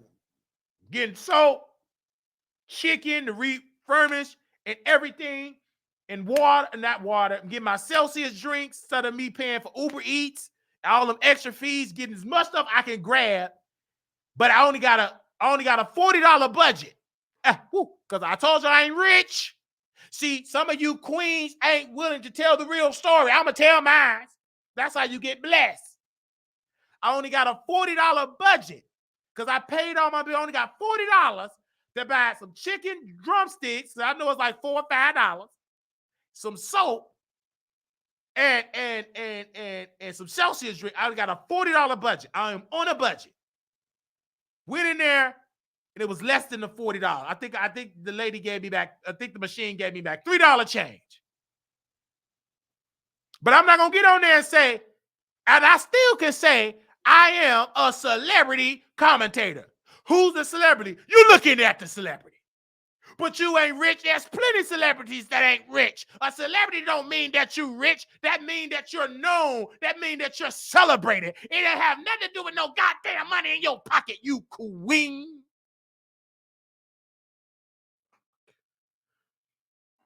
I'm a celebrity to people that watch me. I am a celebrity, you queen. Let me go to the airport and somebody see me. They gonna come to me and want a picture. So what? You ain't got $2. You know, you on YouTube. You are the new celebrity. YouTubers is the new celebrity. You queen. It ain't just Nicki Minaj and Cardi B. I was at in Dallas. What show was I at? It was Monica. It was Bobby Brown. He was out of breath. He needs to just retire. It was Bobby Brown. It was Monica. It was whatever club, whatever tour it was. Bobby Brown was there, and they performed in Dallas at the arena. The same arena that I went to WWE Raw. I can't think of the name of that show. And then Tamar performed because James was in the back. This before he got whooped. This before he got whooped by Krishan. This before he got chin changed. So he was doing because Krishan wasn't there. This before he got whooped. But he was in the back. And Tamar performed. I said, this is a good show. Anyway, and I went to and I had a good seat. I had a floor seat. Wiley, how can you afford a floor seat? Because I worked for it. I saved up 3 checks. So, left the concert. I go outside. Limping for my Uber. I was limping. This lady, oh my gosh, Wiley. Oh, Wiley, oh my gosh, Wiley. And she took a picture. I was like, who is they? Like, who is he? Yeah, YouTube. And they start taking a picture. Let me show you. He is so funny, guys. They start taking a picture. So, and I don't take pictures and post it. I didn't even like, it took me, someone told me that's why there's nothing wrong with you taking pictures with people. You are celebrities to them. You are entertaining. You are in our houses every day. More than Wendy Williams. One lady said, you in my house more than Wendy Williams. I was a huge Wendy Williams fan until I met you. You're more entertaining than Wendy Williams. You're more entertaining than Steve Harvey with that country bumpkin. So I'm a part of your schedule. It took me a while to like get there and grasp that. So the Wiley Show fans and supporters, I like saying supporters, it was amazing. No different than when I went to the movie theater out there in Harvey, Illinois. I was with my straight friend. With this, I want to, I want to get swallowed up. But anyway, we went to go see Color Purple. He sleep. I paid for the movie. I don't mind paying for you. If you got a car, you have already paid me back by driving me to the movie. I know you ain't got no money, but instead of me giving you money, I'm gonna put gas in there. You drive and you got me. He got me to the movie. I went to see Color Purple, the musical. He didn't know it was a musical. He went to sleep and he said he liked music. Snowing. He was sleeping all on my shoulder. I'm getting turned on in the movie. I thought he was straight, but I felt something getting hard. Anyway, woke up. I'm watching the movie. I'm intrigued. I love it because I don't like to waste money at the movie. Ain't nowhere in the world. See, he ain't paid for the movie. When you work and pay for it, I don't sleep at the movie. I want to go there and I get there early. I go there because I almost went in there and left because he out there trying to find a park and moving. So I said, hurry up because we got to watch the previews. I cannot miss the previews. I got to watch the preview. I got to see every preview. I love the previews. And then as soon as it come on, as soon as the Tellman man starts singing and shouting, he go to sleep. Movie over. I got to go make water.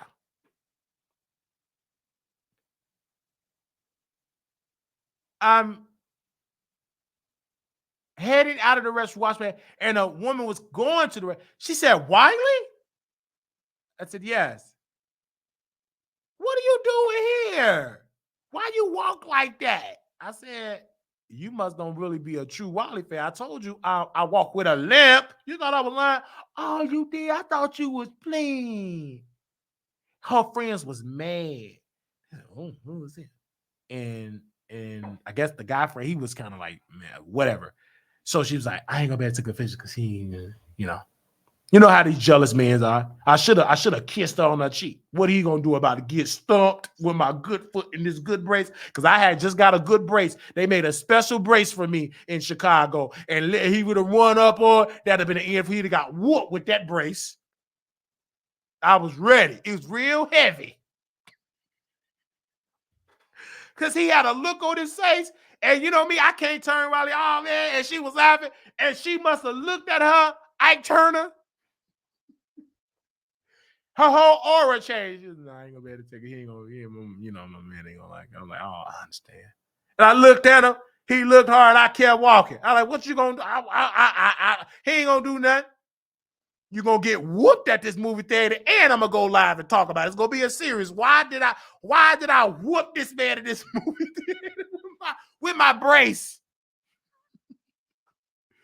That man was angry. Anyway, but you do have people that know you. I will never forget, I was at the airport traveling and going back to my home in Chicago.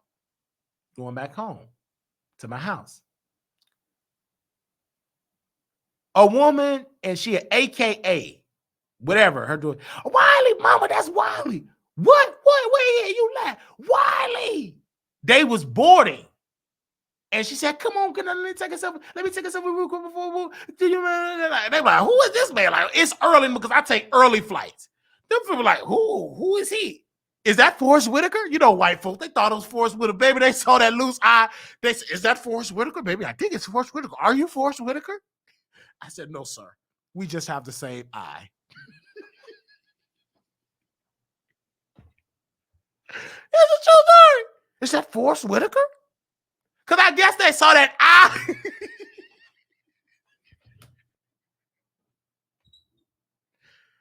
Y'all sleep. They saw that eye.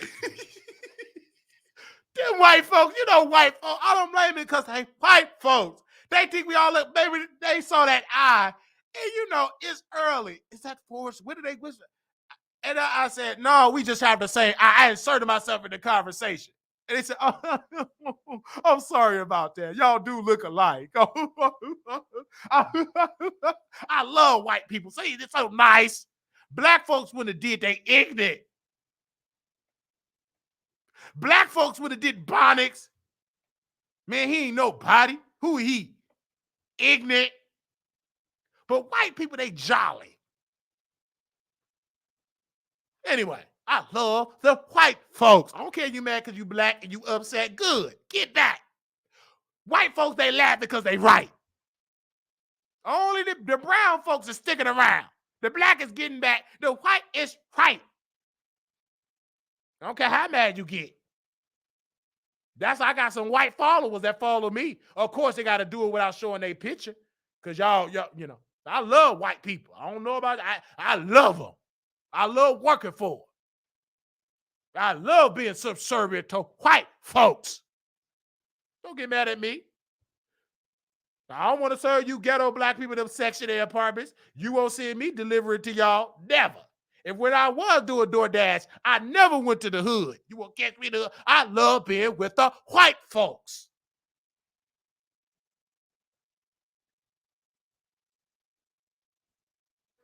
So, JC, he's so adorable. I cannot wait to meet him because this is, when I meet him, I'm meeting the face of Chase in Dallas.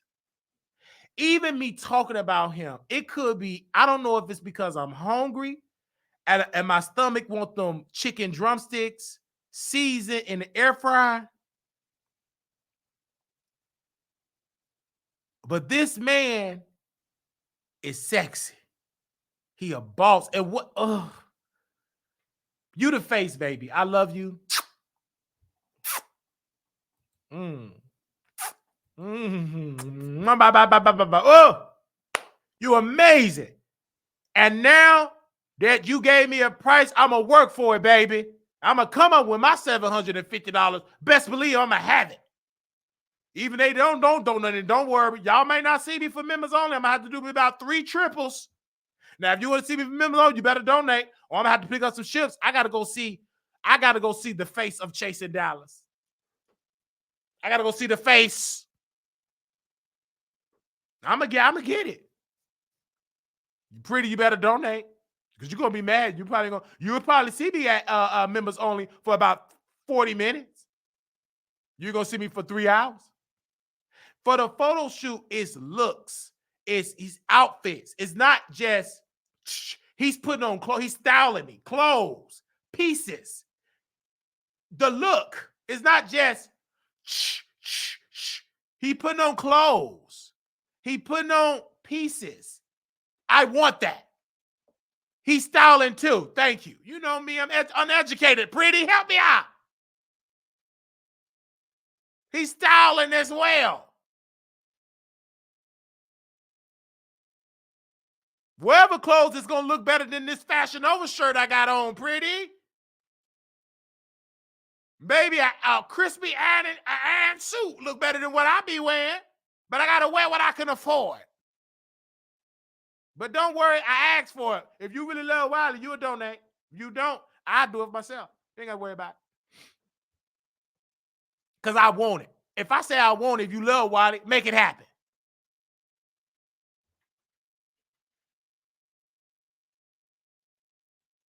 Don't worry, I'm gonna get it.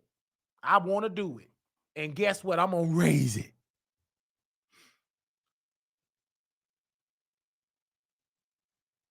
He gonna style it great because I could tell Pretty didn't do his research on his website. Don't worry, I'm gonna give my my baby daddy a shout out on his website because I want people to do their homework. I want people to do their homework. And I'm going to post his website in here. And then y'all do your research. Because some of y'all say y'all went to college and got degrees. I don't know how, because most of y'all don't be updated with information. Anytime. The one thing about the beef sector that I miss, if I say a person ain't there, pull up everything. But y'all over here, y'all lazy. Y'all ain't go to no college. Baby, y'all went to online ADCD college. That's what y'all went to. Some of y'all ain't in no real college.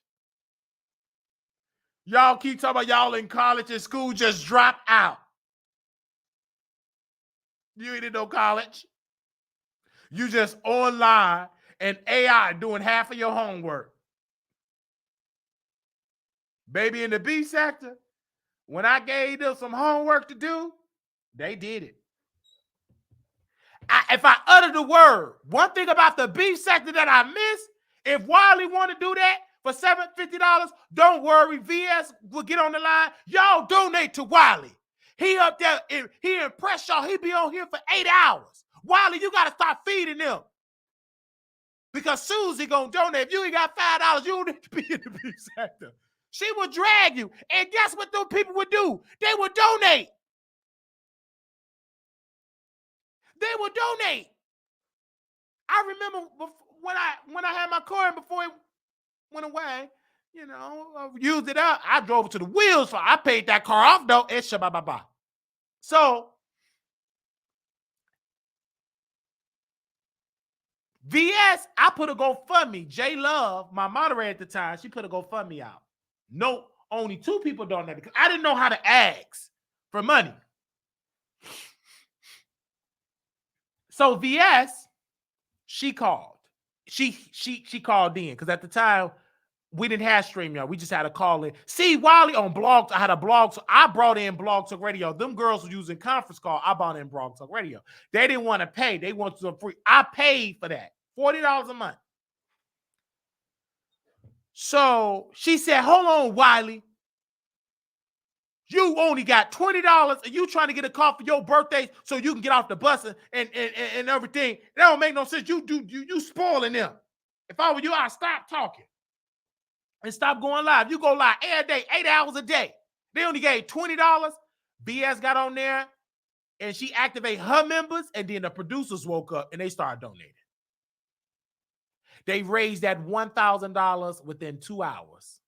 I ended that episode. I had somebody on the show. I said, I got to end it. We got the 1,000. I went to the car lot and I put down my down payment. This before inflation was happening. My note was like $197, like $200. Let's say $200. And I got the note and I paid the car off, paid it off early. That was the first car in the history that I paid off, because of the help and assistance of the S activating the givers to give. She didn't give $1,000 directly out of her pocket, but she activates her followers and woke up my followers to contribute to the GoFundMe for me to get a car, because they got tired of me taking the bus. They got tired of me taking the train. They talk, you need to get a car. You shouldn't be taking no train. They didn't know I'm from Chicago. A lot of people be watching me, but they don't comprehend what I say. They have a comprehension about it. I'm from Chicago. I didn't mind the train. And that's what came me up. What messed me up to get bigger is when they gave me that car. I was slim because I walked everywhere. It didn't bother me. And then when I got the car, we drove every day, and then it was a season. I hardly was driving it because I went back to walking to the store. I didn't really like driving because these drivers in Dallas is weird. They ain't got no license. They don't speak English. They whatever, baby. I don't like driving. One time I got on the express, it scared me driving. I was on my way to work. I just started taking streets. I don't want to take the expressway. I don't care if it get me to my house in 20 minutes. I'd rather do an hour and 15 minutes. I don't want to be on the expressway. And when they get on the expressway, baby, it's just like you are just at the mercy of just I take the streets. I rarely take expressways. If I need to go to South Dallas, if I need to go to my roommate house in Frisco, I'm taking the streets. I don't care if it's longer, so what? I put on my gospel music. I get there when I get there. And people don't like getting in the car with me. They say I drive too slow. I don't care. How you gonna say I drive too slow, you queen? You ain't got no car, no job, no license. That was that queen that beat up that old man. Jason, what was it? Jason. I posted him on my website. We interviewed him. He was dragging me, talking about I drive too slow. Girl, I can't be in a car with you. You drive like an old lady. B, at least I have a car to drive, you criminal. And he in Dallas County Jail right now. Jalen. That's his name. Jalen was on my show. This before he whooped the senior citizens. He let the internet and them Oak Cliff ghetto women egg his head on it. And guess what? He in jail. Now he turned into a trans woman. Beat that old man up. Went viral. They said, Jalen, no, Jalen's so crazy. He did that for the internet. Didn't know you messed up. He got the wrath of the Texas justice system, judicial system. Baby, they showed up to that Section 8 apartment in Oak Cliff. Draw. And then, wait, I got to say this. The lady he was screwing with, because he bought, so he would eat our box, give her a little peen, because he was gay, but he still got a peen. It still worked. He got boys because he wasn't always gay. He go in a hole. He's a homosexual. He'll screw a woman and man, doesn't matter. Whoever gave him can feed him, bring him some Williams chicken and a taco, he'll give you the peen. And so she was screwing up. So, and she wanted to be, she wanted to be a social media star. So he get up and they go live. They brag, yeah, I had to be there. They bragging about it. Baby, maybe an hour later, the SWAT team, the police show up. You bring the laws to my house for the simple assault. For a simple assault, she country ghetto. Baby, that ain't no simple assault, baby. That's a felony. Do you know senior citizen people is in the protective class? You EBT, Oak Cliff, ghetto section. She didn't know the law. It's just a simple assault. My brother go get out. That ain't that simple assault. Baby, when they said his bail was $350,000. Baby, when they got to that bail, she could donate $1. That's when the Wiley Show, my Facebook page, just ended engagements. Baby, them Dallas girls was calling me, all of them. She was threatening me, the twerk goddess. Her brother called me. I said, I don't care. You would never find me. I'm all over the city. She said, where you at? I'm in Chicago. Pull up. I'm coming to Chicago. I said, get on the plane. I live in Chicago. Come on to Chicago. Let's talk. I don't live in Dallas, you queen. Many people think I live in Dallas. I live in Chicago. Anyway, so we go to, well, I'm in Chicago. I'm at home. I said, pull up. meet me at O Block. I'm coming to O Block. I said, okay. And tell them to take you to 63rd. Yeah, I'm going to tell them.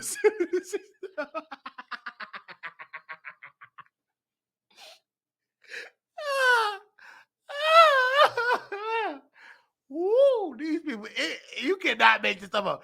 Baby, they would send me all the tea. And I said, this man may not get out of jail because he couldn't even afford bail. Texas is not like Illinois. See, Illinois, they got the Illinois Safety Act where the judge have the, he have the discretion whether to give you bail or not give you bail. Texas, like, the prosecutor is the king of the South. They don't have no Illinois topic. This is not a liberal state. Baby, this is conservative. And you gonna feel it when you get here. I got adapted to, I know I'm still liberal. I just know I love talking to conservatives, so I get it. Anyway, but he's in jail, in prison, in Jalen, and all that type of stuff. But back to this brother, JC. I love you. And we're going to raise the money because, like I said about VS, she helped raise us the money for the car. And I may have to go to the beef sector. Mouth open. Put on my seatbelt. Tell the people in the beef sector I'm coming home. Because anytime I need to raise a coin, I go on over there to the beef sector. Nest with the mess. Lady Nika. If I need a coin, I know I can go to Bless Walkers. See over there, they know how to give. I know how to speak to them. Over here, y'all stingy. Not in that beef sector. Don't worry. I'm going to the beef sector. I know I can go home. I'm going to go to that beef sector. because they gonna help me. Because I told Pretty to donate. He still ain't sending $80. But I love him though. But the B sector, Rico, he get up there crying, peeing in the beer can. Them people in the beef sector love that. He actually peed in the beer can. Wally, I really love you. I'm gonna pee in this beer can. And he did. He pulled his 9.5 out. He knew it was skinny, and he peed in the beer can.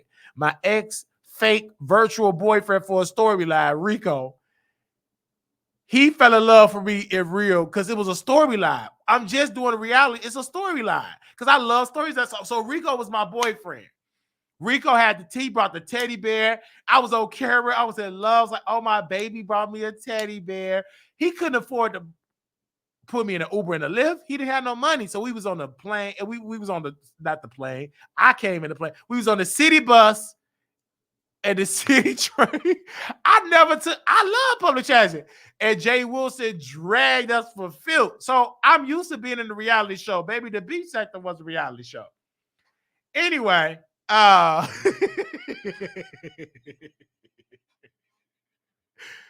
to my future husband, JC. I cannot wait to meet you in person, and I will come up with the $750.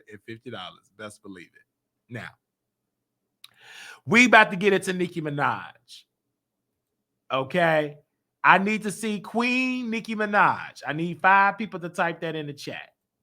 Once I see 5 people type Queen Nicki Minaj in the chat, I get it. Let me put my chicken. By the time I put my chicken breast in this air fryer, I should see 5 people type Queen Nicki Minaj. If I don't see 5 people type, I will not talk about it. I need 5 people to type it. You may start so now.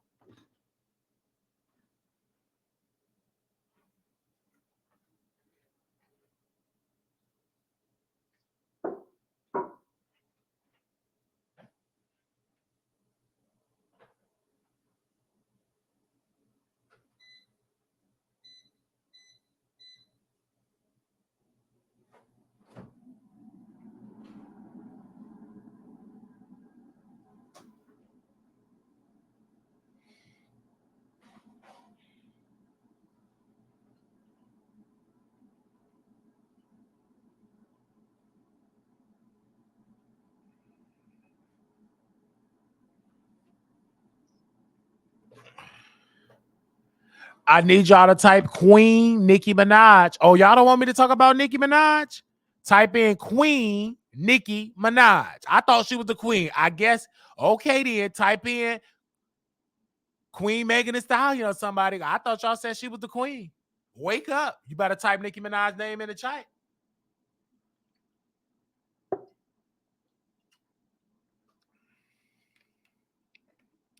I'm waiting for y'all to type Nicki Minaj in the chat. I cannot do it until I see 5 people to type in Nicki Minaj. I cannot do it until I see 5 people to type in Nicki Minaj. I cannot do it until I see 5 people type in Nicki Minaj. See, y'all don't listen to Wiley. I said type Nicki Minaj's name in the chat. Mouth open, I need to see Nicki Minaj. I guess I won't be talking about it. Good, because she ain't the queen. I don't need to talk about that heifer. She ain't nothing but a scammer. Her personality sucks. My personality way better. Give me Lil' Kim. Bring me that muffin anytime. I'd rather take her and her cockeyed daughter to entertain me than see Nicki Minaj, that fake woman. Give me Lil' Kim and her cockeyed daughter, and that's more entertaining than Nicki Minaj and them struggling women that she was with in that dressing room. We only got 2 people that type in Nicki Minaj, but y'all say she the queen. Girl, you queen. You said that Nicki Minaj was the queen, and Pretty said he loved Nicki Minaj. He didn't even type in Nicki Minaj. I guess she ain't the queen because she ain't. You typed in Wiley more than you typed in Nicki Minaj. I'm going to say again, type in Nicki Minaj. We got 2 people. We need 3 more people. I'm waiting on y'all. I'll wait. Oh, them chicken drumsticks is on sale at that store. We got 2 people that type Nicki Minaj's name in. We need 3 more people.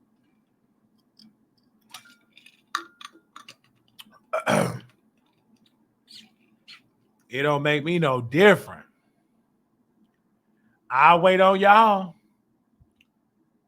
Let me go and make sure I talked about everything else. And also, too, look at him. He took pictures of Miss Netta. Charles, your lunch is ready. I only cook for you. Charles, your lunch is ready. I only do it for you. Look who at the end. Look at the end. Look at that. That's JC at the end. Oh, he looks so delicious with that red hair. Look at Miss Netta. She looked better than Miss Mary and T.S. Madison all in one. Oh, look at Charles. He looks delicious. Look at that. He's out there working. You don't see Ted Lee out there. I'm so glad that Miss Netta and them ain't looking for no house. They better not go to Ted Lee. They're going to leave there. They're going to be in Oak Cliff in a Section A apartment. I'm so glad that Miss Netta, y'all better not go deal with no Ted Lee. You better not deal with it, no Ted Lee. You better not. You ain't gonna get no profit. No problem. You gonna be making you gonna be making Charles breakfast outside. You gonna be under the bridge.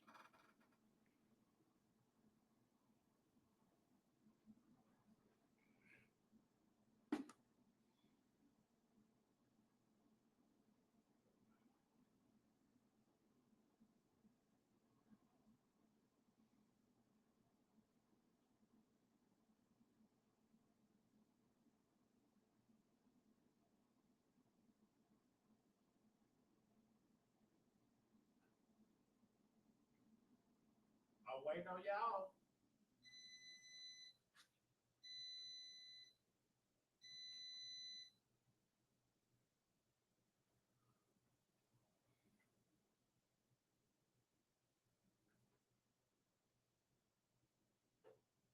I'm waiting on y'all.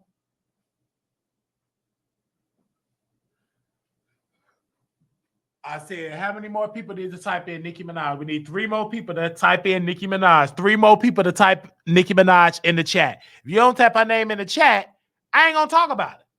I gave y'all a direct order and you didn't listen.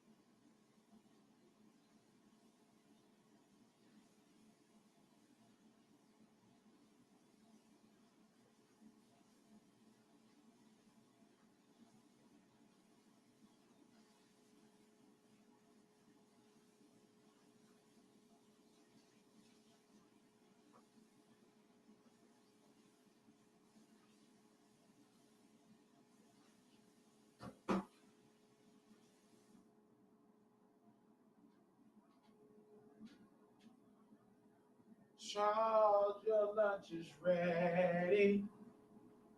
I only cook for you. Charles, your lunch is ready. I only cook for you.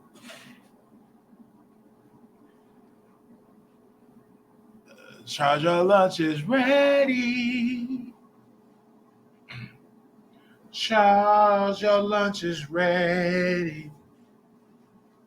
I only cook for you. No, I just put my chicken on. I had to preheat it, my air fryer and everything.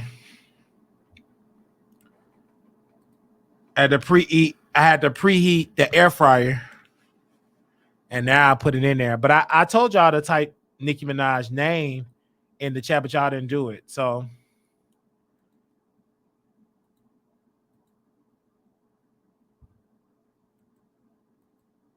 okay. So we will talk about somebody that's not Nicki Minaj. We're going to talk about Katie Got Bangs.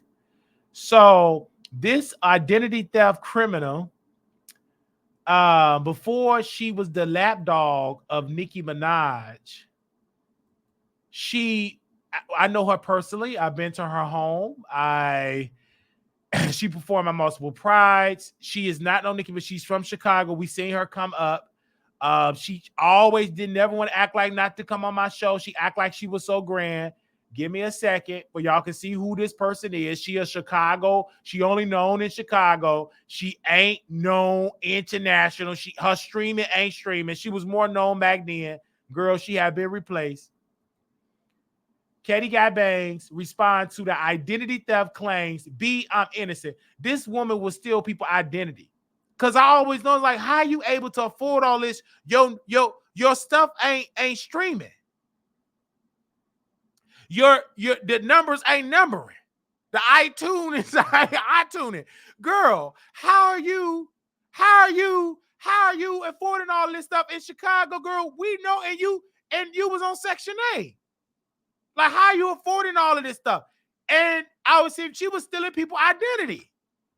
Stealing their whole identity. Booking studios with other people's identity, credit cards. Obviously, she didn't spend enough money on that face. She didn't spend enough money on the face. She needs to go to JC and get a photo shoot. She need a makeover. Look at that face. It's hard. She rap how she look. Hard, rough, ghetto, special education. She rap weird.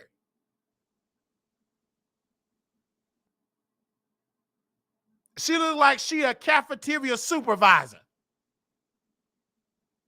that's able to come out with the co-workers for Teacher of the Month, a celebration. You come to the bar, she finally put a little makeup, but it's still giving she the cafeteria supervisor. She the type of supervisor you can't give Wiley extra snacks under the table because the supervisor will write you up.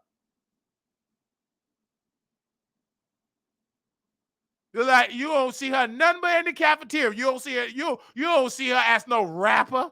She is exactly what this headline say. Response to identity theft. Criminal. That's the look that she gives. She ain't no queen. All she does, she have left. I had a little piece of respect for her. But once she became Nicki Minaj's lapdog, I ain't stunned her. And it's still an increased your stream, you heifer. You from Chicago. You used to have people opening up for you. You should have opened up for Nicki Minaj if she the queen. Why she ain't allow you to grace the same Katie Got Bangs? Wasn't you out before JT? JT wasn't even thought of. She was out in Florida doing crime, robbing folks for Young Miami. Tricking and robbing men. You was out moving and shaking on some parts of the city under somebody's identity, of course. But now you over there performing, but you have to share the stage with 12 other people. That ain't no win. I reached out to your DM and I reached out to your former manager and I said, because we used to get it in together, I reached out to him. We used to do some things, okay? He wasn't straight. Yeah, he told y'all that he was straight. Okay. He's straight like he is just as straight as my eyeballs. If he's straight, then I can see straight. Okay. Now, back to the topic. That's why you was getting them gay pride bookings. It was a reason. Because your man at the time, he looked good. Baby, the peen was peen. Baby, the balls was balling. So you perform with 12 other people. This a win. This a win. I'm so happy, Nicki. I'm so happy. You know why? Nicki Minaj had to do that and rush and play Damage Control because of Wiley. I the one that said she needs to thank Lil' Kim, JT, why you ain't open up? Now, she should have gave that moment for JT, but Nicki Minaj is a narcissist. That heifer is a narcissist. She allowed that iconic moment that should have been for JT because she the one that got relevant record. Katie got Banks ain't got no relevant record. She quadrupled nothing on the charts. Never won a Grammy. Never was nominated for a Grammy. She wasn't nominated for a BET Award. She wasn't nominated for an NAACP Award. And she wasn't nominated for a Tubi Award.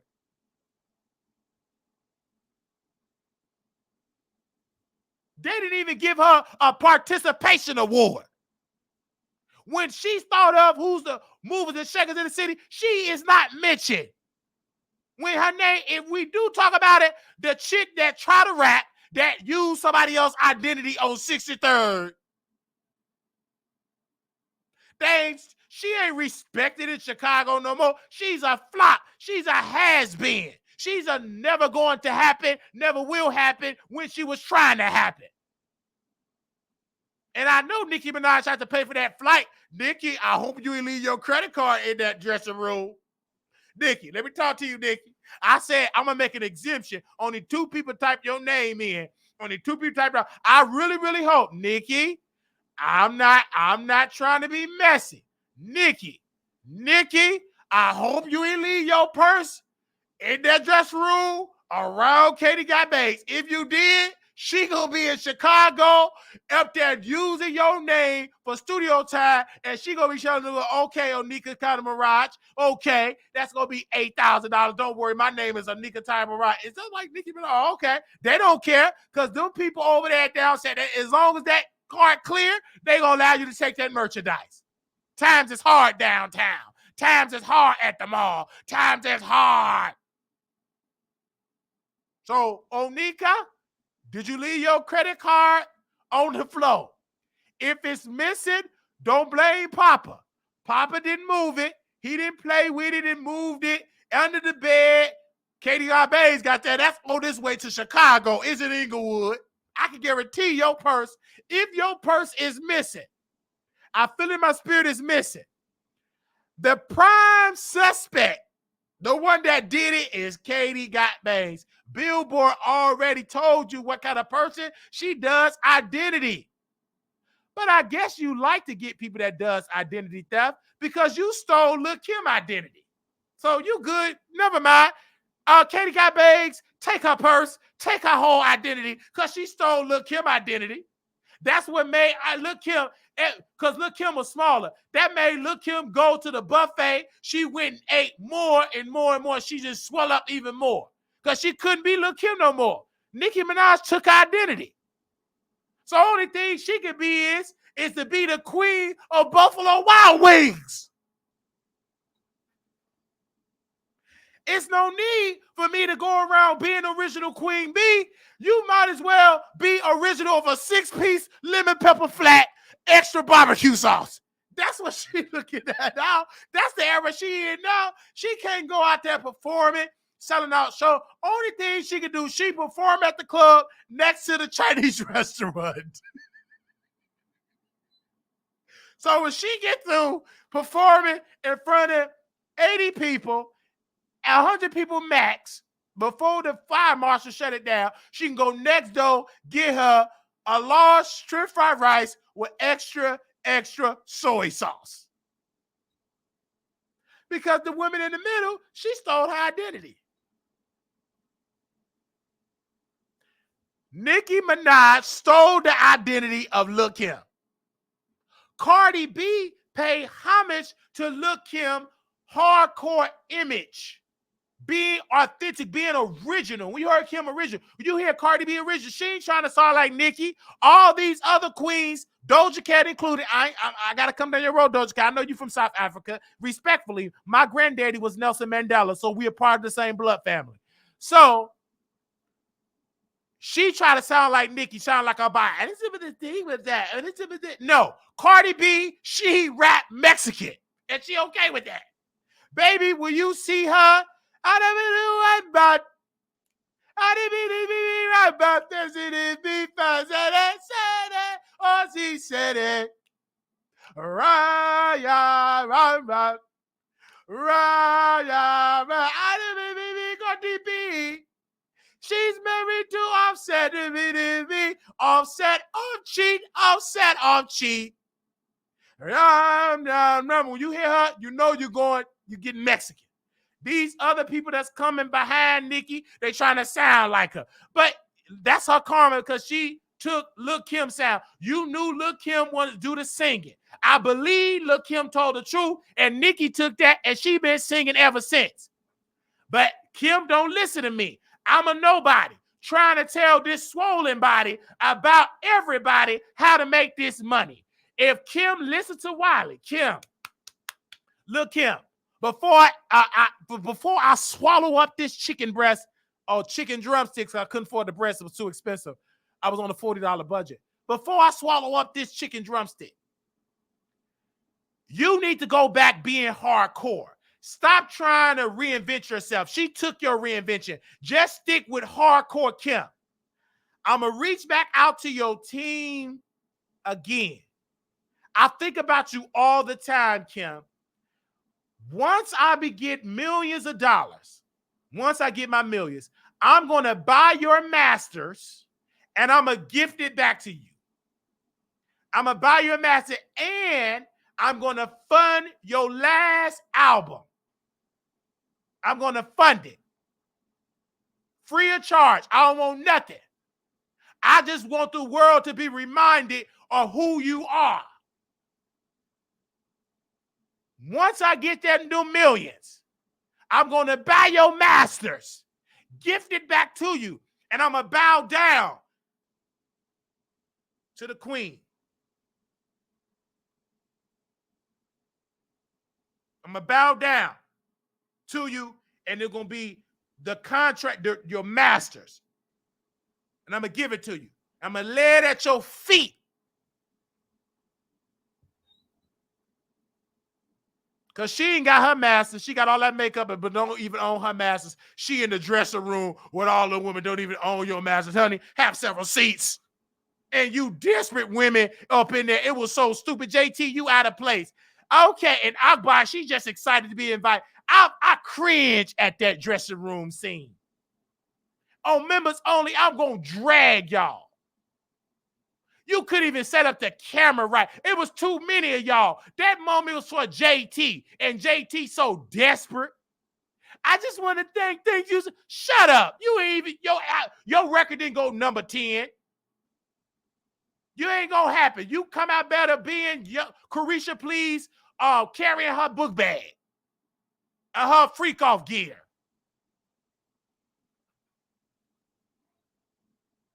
That was your moment, JT.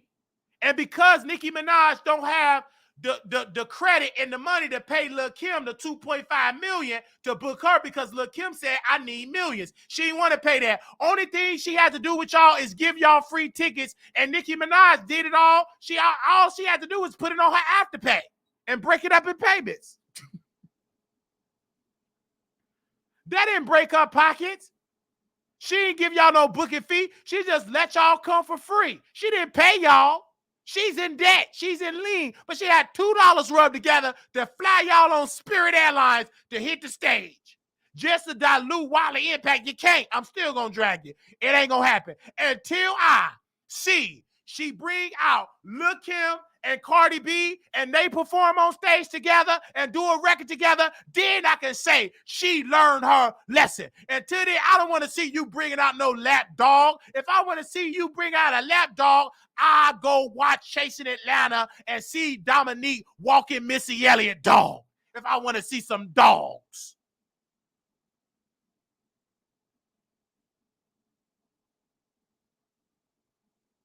So again,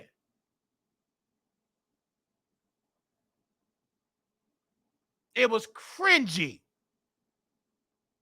The Barbs ain't supporting JT. If they did, she wouldn't have to be in no musty club. Stop with the lies. What support she get from the Barbs? The Barbs that can't afford to go to Nicki Minaj concert, they got $10 to go to the club. They gonna go there anywhere. Most of the Barbs is gay men anyway. They going to the club anyway. Anybody can. I could be on the stage twerking. The club gonna be packed. Gay men don't have too many places that they can go and listen to hip hop. They ain't supporting that queen. Shut up. Any day them clubs gonna be packed. JT, look him, and to JT, don't sit there and try to threat somebody. Shut up with them threats. You are a known criminal. Shut up.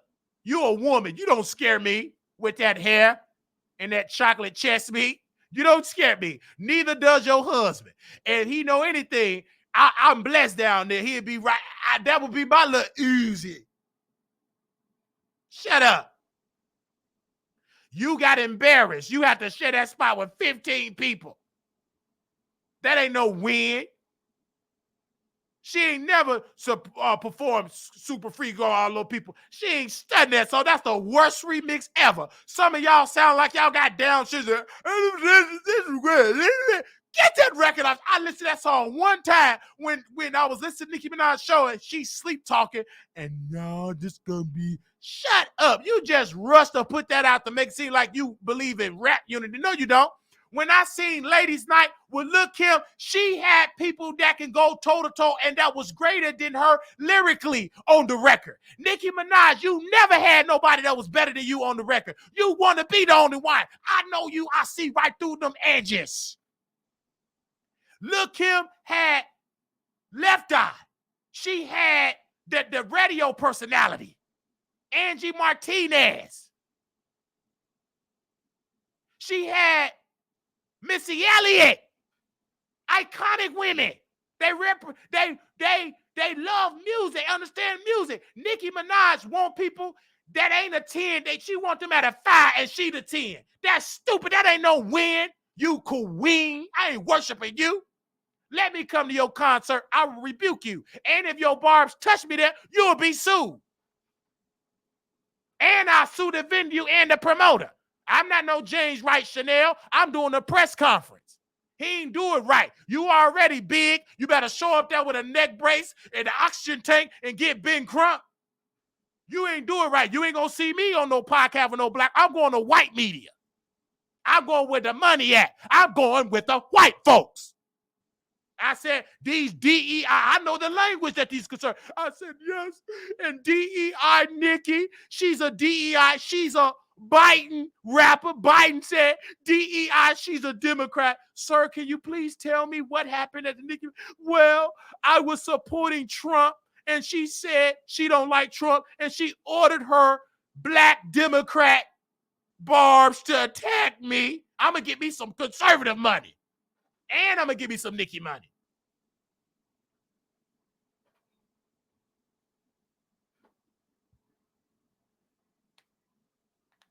It is people that's better than Nicki. Cardi is. That's why Nicki Minaj had to listen to Cardi B verse and do about 55 rewrites. Cardi had Nicki shaking. I told y'all I ain't drinking the Barb Kool-Aid. If I want Kool-Aid, I'll go to Oak Cliff and next to Sweet Georgia Brown and buy me some Kool-Aid and put it in my water. But I don't drink Kool-Aid. My throat have upgraded to a Celsius drink. I don't drink no Kool-Aid. I haven't drunk no Kool-Aid since I left 63rd Street, Oak Cliff.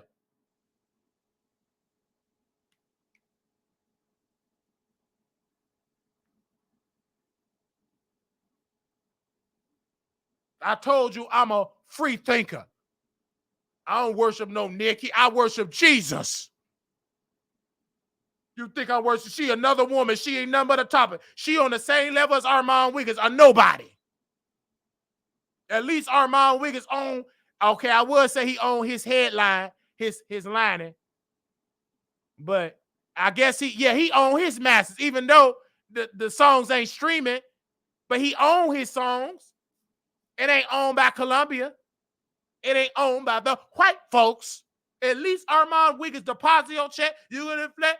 I'm not the one raising my time. It's not okay. At least he owned the master. I think. Knowing him, I gotta talk to because this is a different Armand Wiggins. He can't even sing anymore. He a whole demonic witch, tarot card thug. Because back in the day, he was smart. He got to them tarot cards. That person is he up right now, cutting himself and eating cards, eating gold dust, drinking pink urine.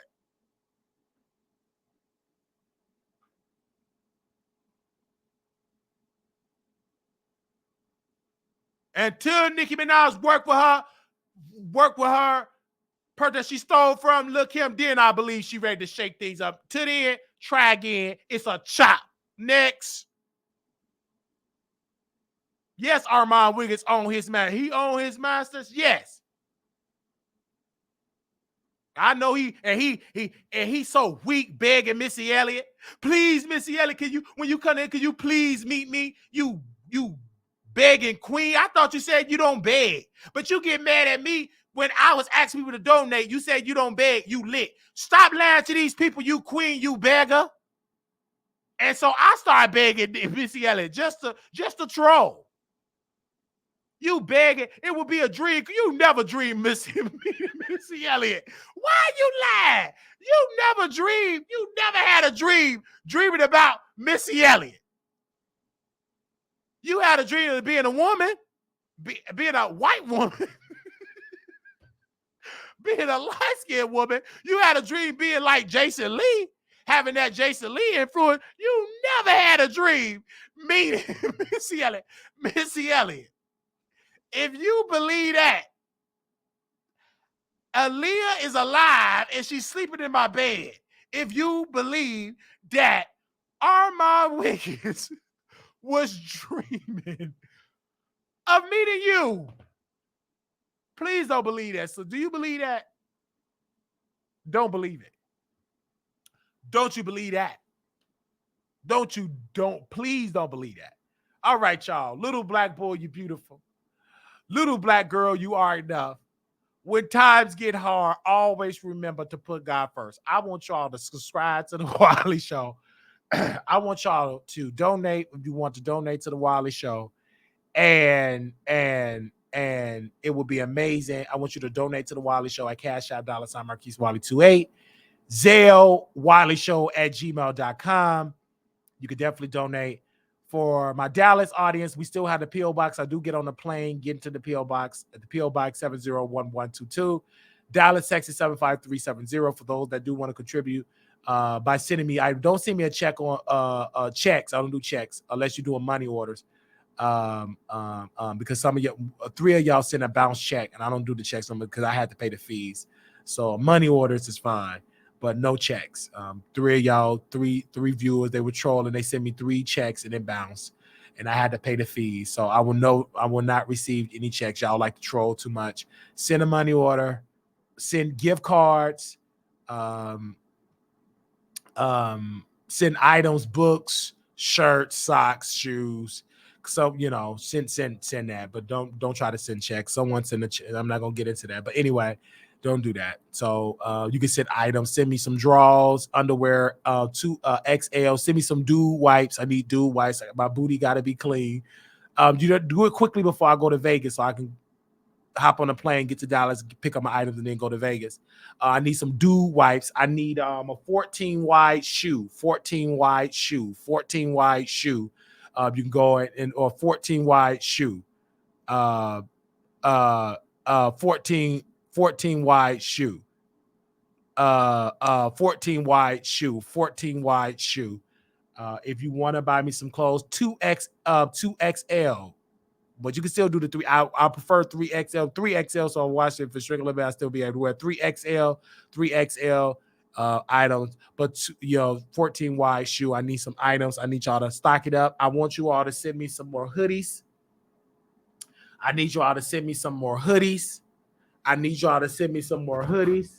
I love this Tommy Hilfiger. I want some more Tommy Hilfiger gear. I want me some more Tommy Hilfiger gear. But instead of a 2XL, I want you to do it in a 3XL. 3XL. I want some more of that. Okay. Okay. I want some more items. Please send me some more books. Books that I never read. Send me some more books. I need the Art of War. I need the Art of War. I need the Art of War. Send it to the PO box, and again, I want you all to send it to the PO box. I want every time I go to that PO box, when I travel to Dallas to go to that PO box, I want that PO box to be full of items. I want that PO box to be full of items. So reach out in your pocket. I don't care if you ain't got the money. You go work some more triples. Okay. Okay. Okay, thank you, Malcolm. You're gonna send me some tickets to Vegas, okay?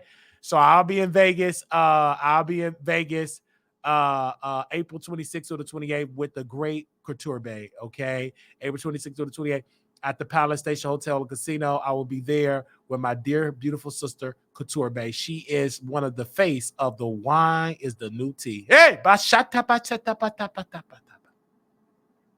So I definitely want y'all there. Also, too, I just seen this. I want you all to send me a cowboy hat for my hair. I got a big head. I want me a cowboy hat. Send to the PO box. I want me a cowboy. I want also you all to send me a Beyonce album, Beyonce country album, the vinyl. Send me the vinyl. Okay, I want all the country. I want country gear sent to me in there as well, and that's what I want to see. And I want to see that this month, and I do an unboxing. I want to start doing an unboxing segment, okay? Thank you all so very much. If you are clothing design, you don't if you got clothes you want me to wear, I wear 3XL, send me the information so I can give you a little shout out. You know what I'm saying? Just as long as you clothe me up, if you allow me to keep the clothes, I'll promote you. Okay. Thank you all so very much. Little black boy, you beautiful. Little black girl, you are enough. I'm trying to always put God first. Thank you to What's the Tea from Vegas. I'll be seeing What's the Tea from Vegas, him and his boyfriend and everything. I hope he's ready for this personality because I look good and I smell good and I'm thick too. All right. Everybody can't handle my thickness. Everybody can't handle it. All right. We want to thank the Chasing Dallas cast. I love the Chasing Dallas cast. And we want to thank my brother, that Queen Markel. We love him. He's adorable. And if I see him in person, he's a snack. You know what I'm saying? And everything like that. I love you all so very much. And I will talk to y'all later. We will be restreaming this.